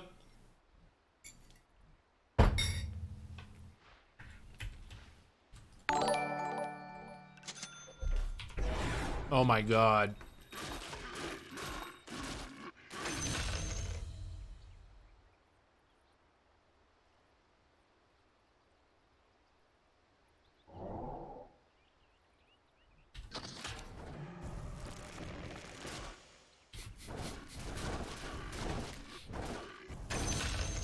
We are going to see some wild Lone Druid plays and brand new builds. That is a lot of changes to the hero, and it's going to take some work to find the new optimal, I think. That's going to be nuts. Absolutely nuts. Luna, in comparison, Shard removed from Lucian Beam. Shard is now on Moonglaves. Now upgradable by Aghanim Shard. When activated, creates 4 Moonglaves that rotate around Luna in 150 radius for 6 seconds, reducing any damage that she takes by 20%. If the glaives collide with an enemy unit, it deals 75% of Luna's attack damage once per its revolution. What in the hell? Who thought of this? This is convoluted.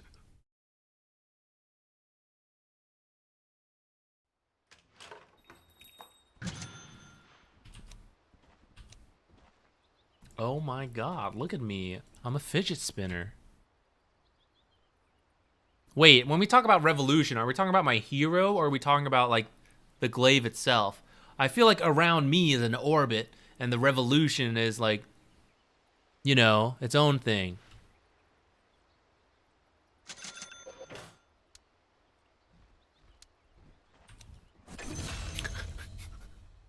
Okay, a little unfair to use Divine Rapiers.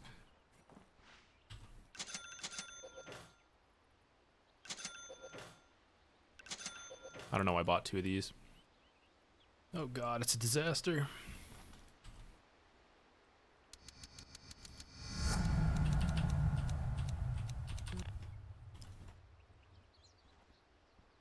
Creep Wave shredded. As if I couldn't kill Creep Waves fast enough with regular Moonglaves.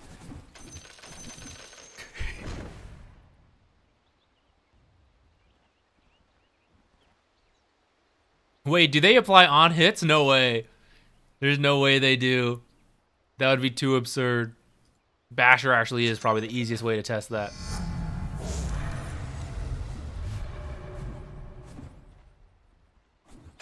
Oh, I'm running the wrong way, lol.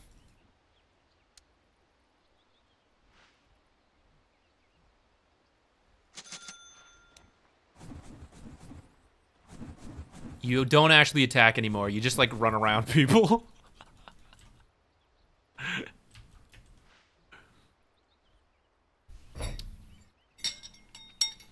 Counters Black Hole. I guess to a degree. But you'd still rather be attacking, I think. Though I guess it does do damage reduction. Reducing damage he takes by 20%. So this is kind of interesting. Luna being a short-ranged hero does need to be quite tanky. She does frequently run in and just like... She's like a man-fighting ranged hero because she's so short range. So reducing her damage is actually quite nice for her. And doing extra damage around you is not too bad, I guess. But the old Q lets you like do a lot more poke damage. Gain attack damage. I don't know. I'm kind of open to this. It might just take some exploration. No, guys, it doesn't apply. It doesn't apply on hits, I think. That's interesting. I'm sure there are cases where that's like Pretty useful. Lycan, the fear no longer affects creep heroes. Level 10 talent, plus 20 howl damage reduction in place with 2 howl armor reduction. 15 talent, health increase. Okay. No longer affects creep heroes. So that's like the bear. Okay. Hey, no fear. There's definitely some cool changes on certain heroes. Lone Druid seems out there. Invoker seems pretty crazy too. I'm trying to remember what else off the top of my head. We still got more to go through, though. Magnus. Horn Toss now stuns enemies for the duration of the airtime. Oh, okay. Level 15 talent, all stats per hero from 6 to 8. Okay. Marcy. Okay. The emojis made this seem weird. I don't know why I said emojis like that. But it was concerning what we read from the emojis and we deciphered. Let's see if we were actually correct. Aghanim Shard now also decreases rebound cooldown by 3 seconds. Okay. Sure. Ability reworked. Buff is now permanent for Marcy and her ally. Dispellable only upon death or buffing another ally. Oh, I see. Okay. Marcy's lifesteal now also heals her ally, and the ally's lifesteal heals Marcy. I feel like we're getting a lot of this like Io, Lone Druid, Marcy. It's kind of like me and you, we're in it together kind of stuff. Lone Druid should just combo with Marcy. If Marcy and her ally are further apart from each other than 2,500 units, which is quite a lot, Marcy receives 50% of the bonus, while her ally receives no bonus from the buff until they get closer again. Does that mean I also don't have that link that shares between us? Probably. Bonus damage decreased 6, 12, 24, 48. Lifesteal decreased by 20%. Lifesteal is also reduced versus creeps. The cooldown is 36, 28, 20, 12, down to a flat 20 seconds, which the emojis, I think, said 40 seconds, and that was pretty concerning. But it looks like actually I would have actually been okay with 40 seconds possibly because it is permanent. It's not a 40-second cooldown. 40 seconds is just how often you can change it. But I think a lower amount is still nice so that you can change it between targets you want in a team fight. Let's read the rest. Unleash no longer slows attack speed of towers. And then 25 talent. -3 rebound cooldown replaced with 10% rebound bonus move speed. 25 spell immunity from sidekick. Replaced with 65 sidekick damage. I think this change pushes Marcy. Well, it doesn't have to be a support. Can she sidekick herself to get full value? Testing. Because if you're a core and you must be sidekick to someone, that means you never get the bonus unless they're like, if they have to play with you.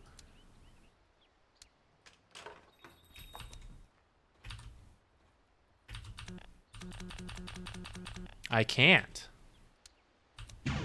So I must be sidekicked to someone.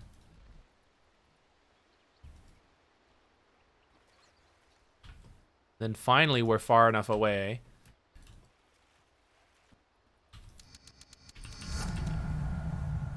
So as a core, I will always have half damage unless I am next to someone and I can use it on them. They might as well not have a mana cost on this ability, actually. So it makes more sense for support Marcy, who doesn't care that she gets 50% value, but can give full value to teammates and be quite far. You can be, I don't know, like this far?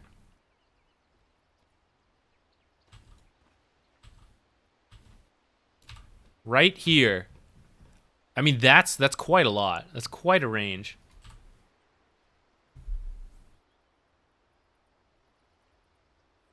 Can't side only. Wait, can I Manta and then sidekick that myself? Nice. All right, take back what I said about needing teammates. The build's Manta Marcy now. What happens when the illusion dies? Do I just go down to 50%?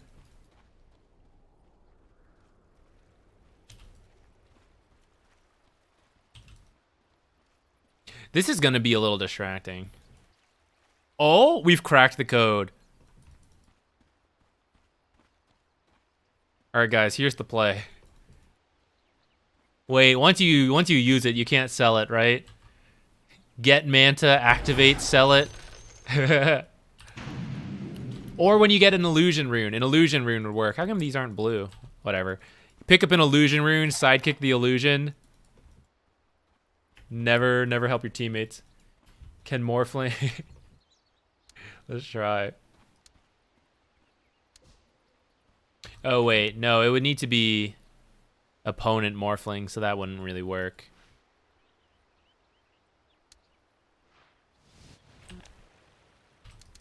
But maybe we could...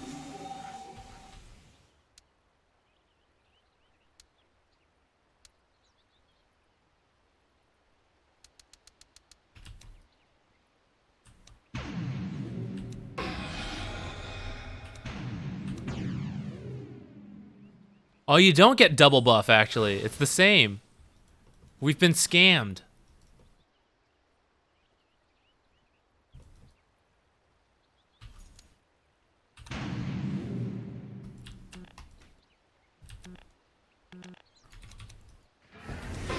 What if we do this? Oh, guys? Guys? Steal sidekick, keep it forever. I've pieced it together. I'm sure these will be fixed at some point. If I show up. Oh, we're back to full. Permanent. Let's go. It's just like stealing some of the other stuff.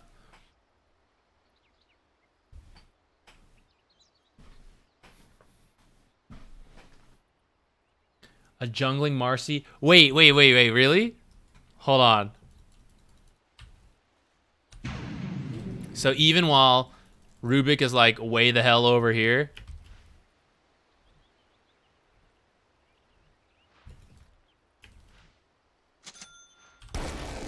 Or does it have to be in range?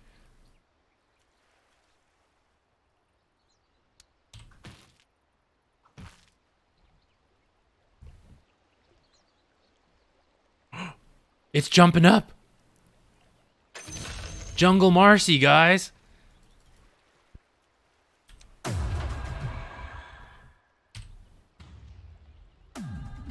Look at it. He's getting it. Level 10 talent? Don't worry, I swear. Once I hit level 10, I'm going to be healing you in the lane so much. You're never going to die. I'm going to be healing you so much at level 10.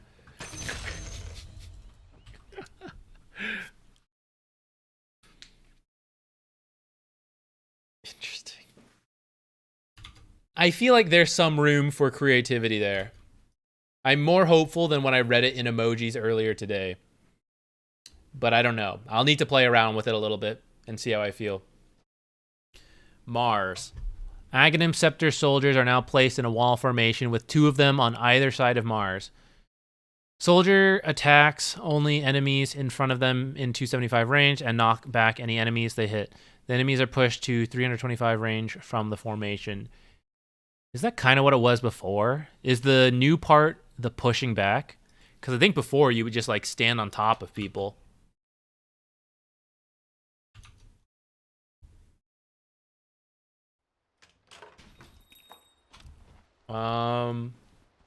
Marcy still gets 50% of the bonus, not the ally. But Marcy still shares the lifesteal, it seems, what we just saw there. Maybe that's a bug, but... Oh, wait, why am I...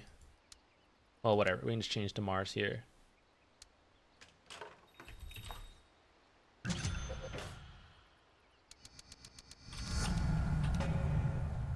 Oh, it's more of a wall instead of the thing.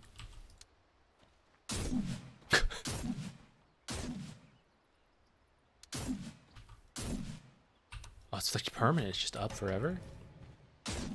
Lol. I'm sure this has got to be abusable in some way. Launching people forward like this.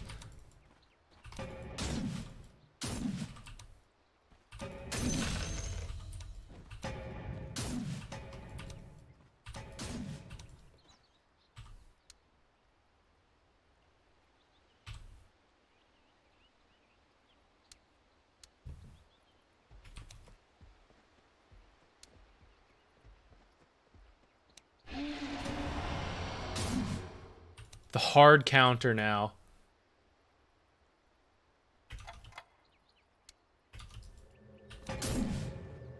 Doesn't cancel TPs. Which I don't think Spear does either unless it actually connects. Oh, no, it does. Interesting. Okay, let's keep going. We've been testing a lot of stuff. We've really been slowing down. Medusa. All right, so they actually did buff Mana Shield. I'm a little surprised by that. But I guess a lot of people take the other one, don't they? The split shot modifier. Whatever. Meepo. Strength gain down. Agility gain down. Base intelligence down. Talent up a little bit. Earthbind grants True Strike on targets, replaced with 2.5 Earthbind cooldown. And then you move that to the level 20 talent. That's fine. That's good. Mars, maximum bonus damage. Scales per level, so it's nerfed a bit. Leap, charge restore time, also nerfed a lot in the early levels, but slightly faster at the higher levels. Monkey King, Boundless Strike, Aghanim Shard now applies Primal Spring when Monkey King... Wait, Aghanim Shard now also applies Primal Spring where Monkey King lands with 50% power of the max channeling duration. Oh, okay. So it's still the original shard. You just do more AoE damage there. Okay. Does it also apply the full slow? I guess it would. Wukong's down a little bit. Morph. Aghanim Scepter reworked. Adds an alternative cast to Morph. When enabled, Morphling creates beside himself a strong illusion of the target hero that can cast all of the hero's basic abilities and deals 100% of the target's damage, but takes 300% damage. If the illusion is alive when Morphling toggles Morph, he teleports to the illusion and destroys it before turning into the enemy hero. We're back to OG Morphling. Pop out of an illusion. Is this the real hero? Is this an illusion? Am I about to get absolutely demolished? Who knows? I want to see this. Morph.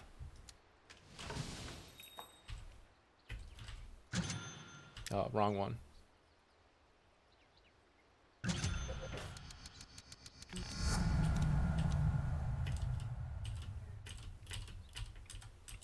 I like the alternative version, guys. It just wiggles back and forth a bit. Okay, so can I use this on anyone?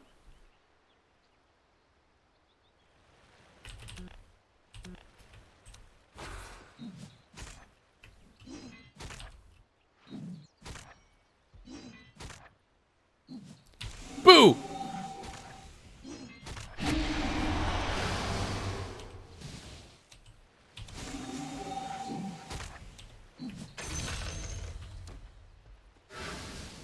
Wait, so then what's non...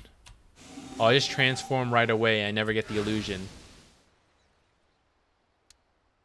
In general, doesn't it seem better to create the illusion then? I suppose there are cases you just want... Oh no, I suppose there are times you want to copy someone like Terrorblade without actually having to reposition yourself. And you want to be like back here.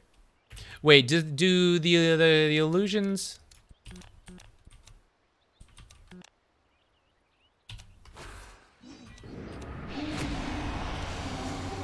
Oh, I share the cooldown. Okay, so I can't like get double value spells. The illusion could also die because it takes 300% damage. So you may not want that either.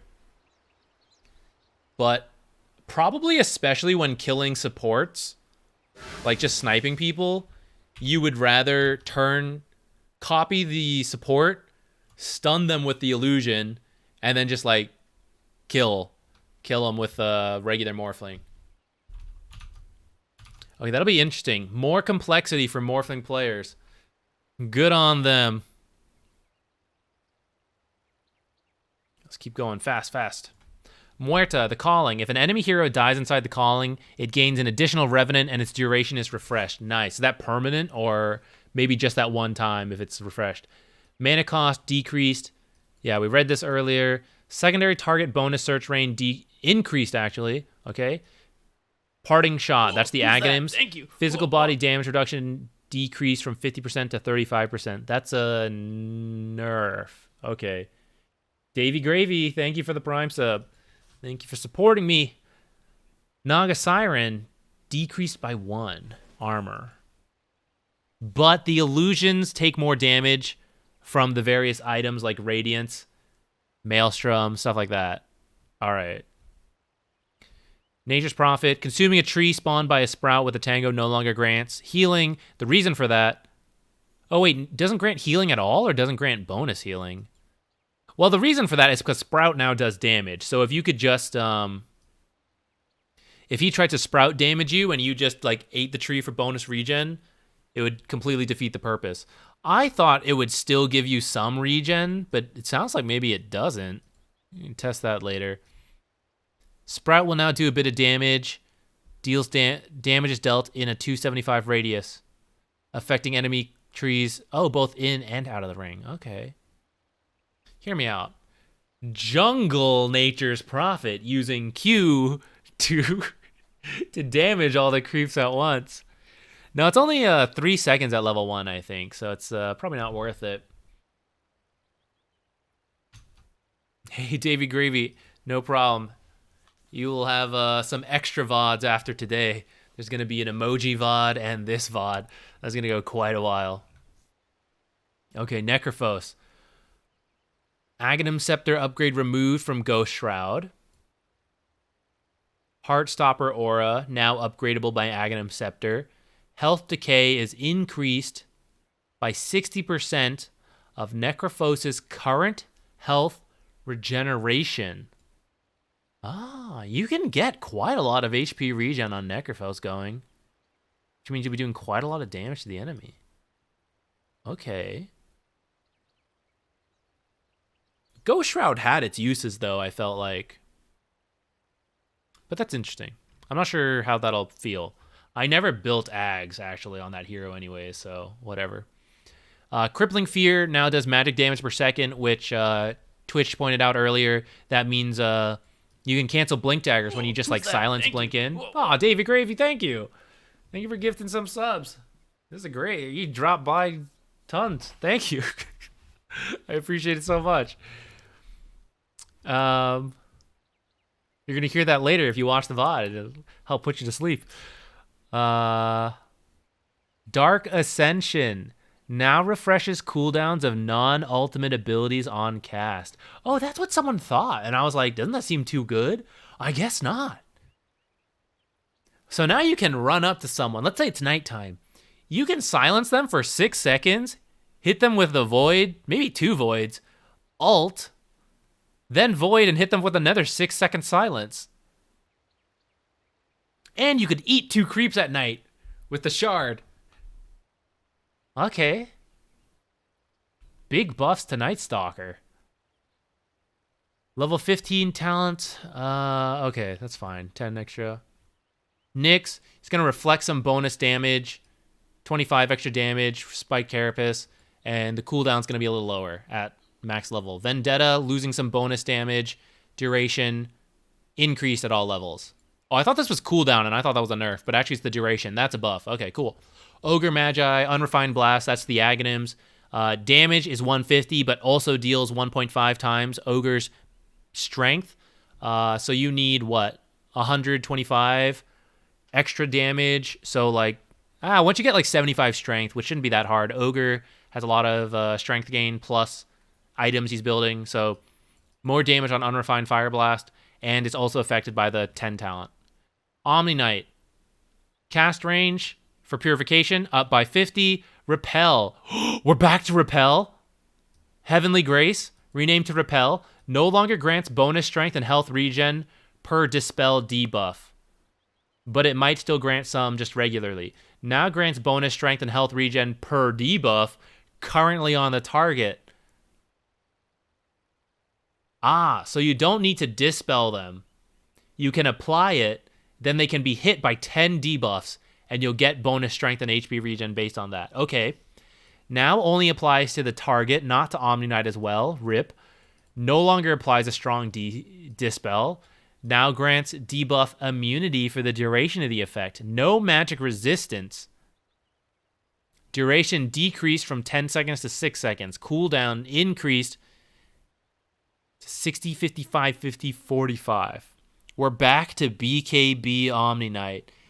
Can I cast it on the enemy? That would really bring us back. So it's not going to have a dispel.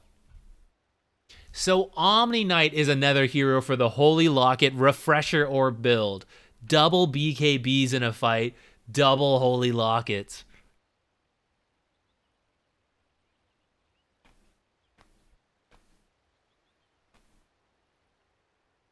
Losing the strong dispel is sad. Debuff immunity is very powerful though. This is a long cooldown, 45 seconds. Can repel be removed? Can repel be dispelled? Let's read the talents and then we'll go check. Level 10 talent, +4 Heavenly Grace, change to -2 second purification cooldown, -2 purification cooldown, replaced with 3 repel strength regen per debuff. Level 20 talent, blah, blah, blah, replaced with +2 repel duration. Okay, so a very important question is if repel is still dispellable, just like Heavenly Grace was. Yes. I see. Wait. Oh, that just didn't work because it was... Hold on. What about Nullifier?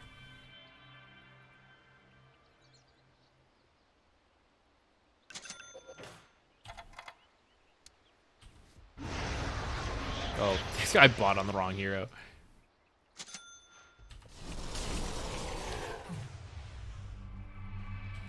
Oh wait, Nullifier just changed. I forgot. Who does this then? Does anyone do it then?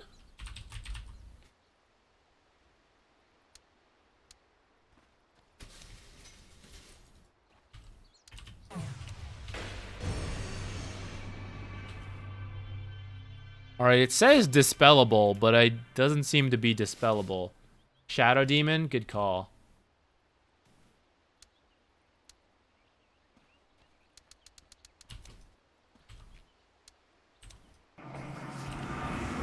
Ah, that one did it.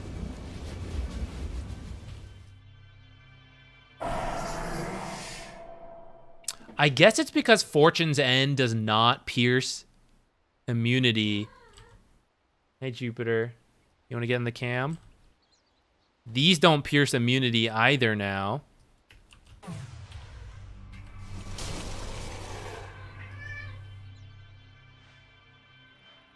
So is Shadow Demon the only one? Can anyone else do it? I can't think of anyone off the top of my head.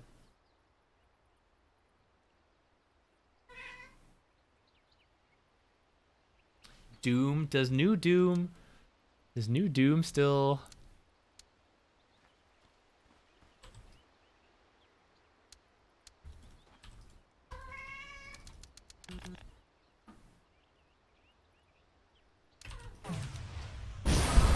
Oh, I guess it does. Whoa, calm down there, Jupiter.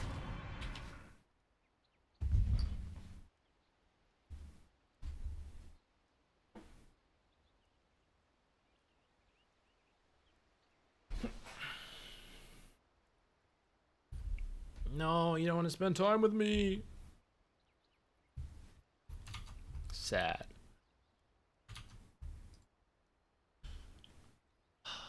We'll have to test that out.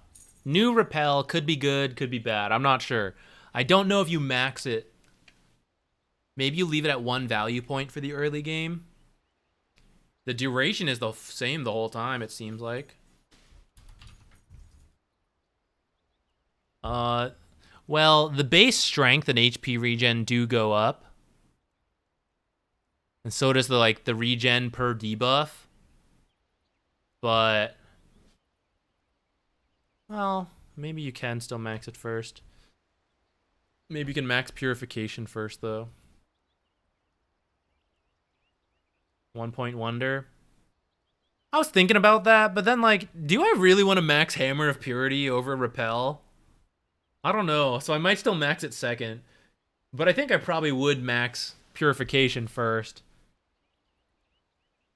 Aggressive purges are all basic. Or I don't know if there's a term for it. There's only a difference between like basic dispels and strong dispels, which are to your own team. When used aggressively, it's all technically called purging.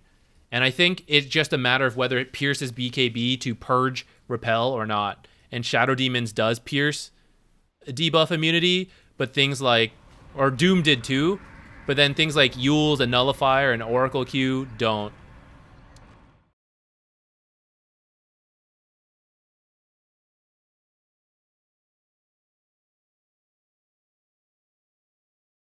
Oops.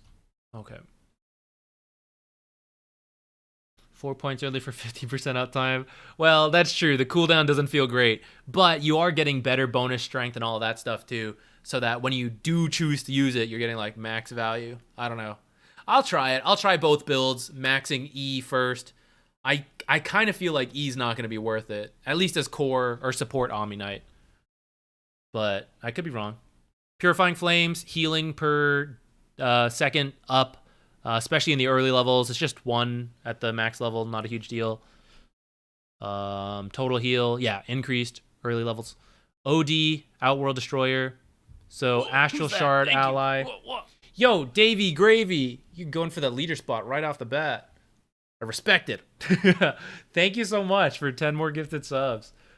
Oh man, I'll keep endless VODs. The next VOD's labeled Davey Gravy sleeping lullaby. Thank you. Thank you, man. I really appreciate it, Todd. What we're just doing. OD. Aghanim Shard ally movement speed increased from 60% to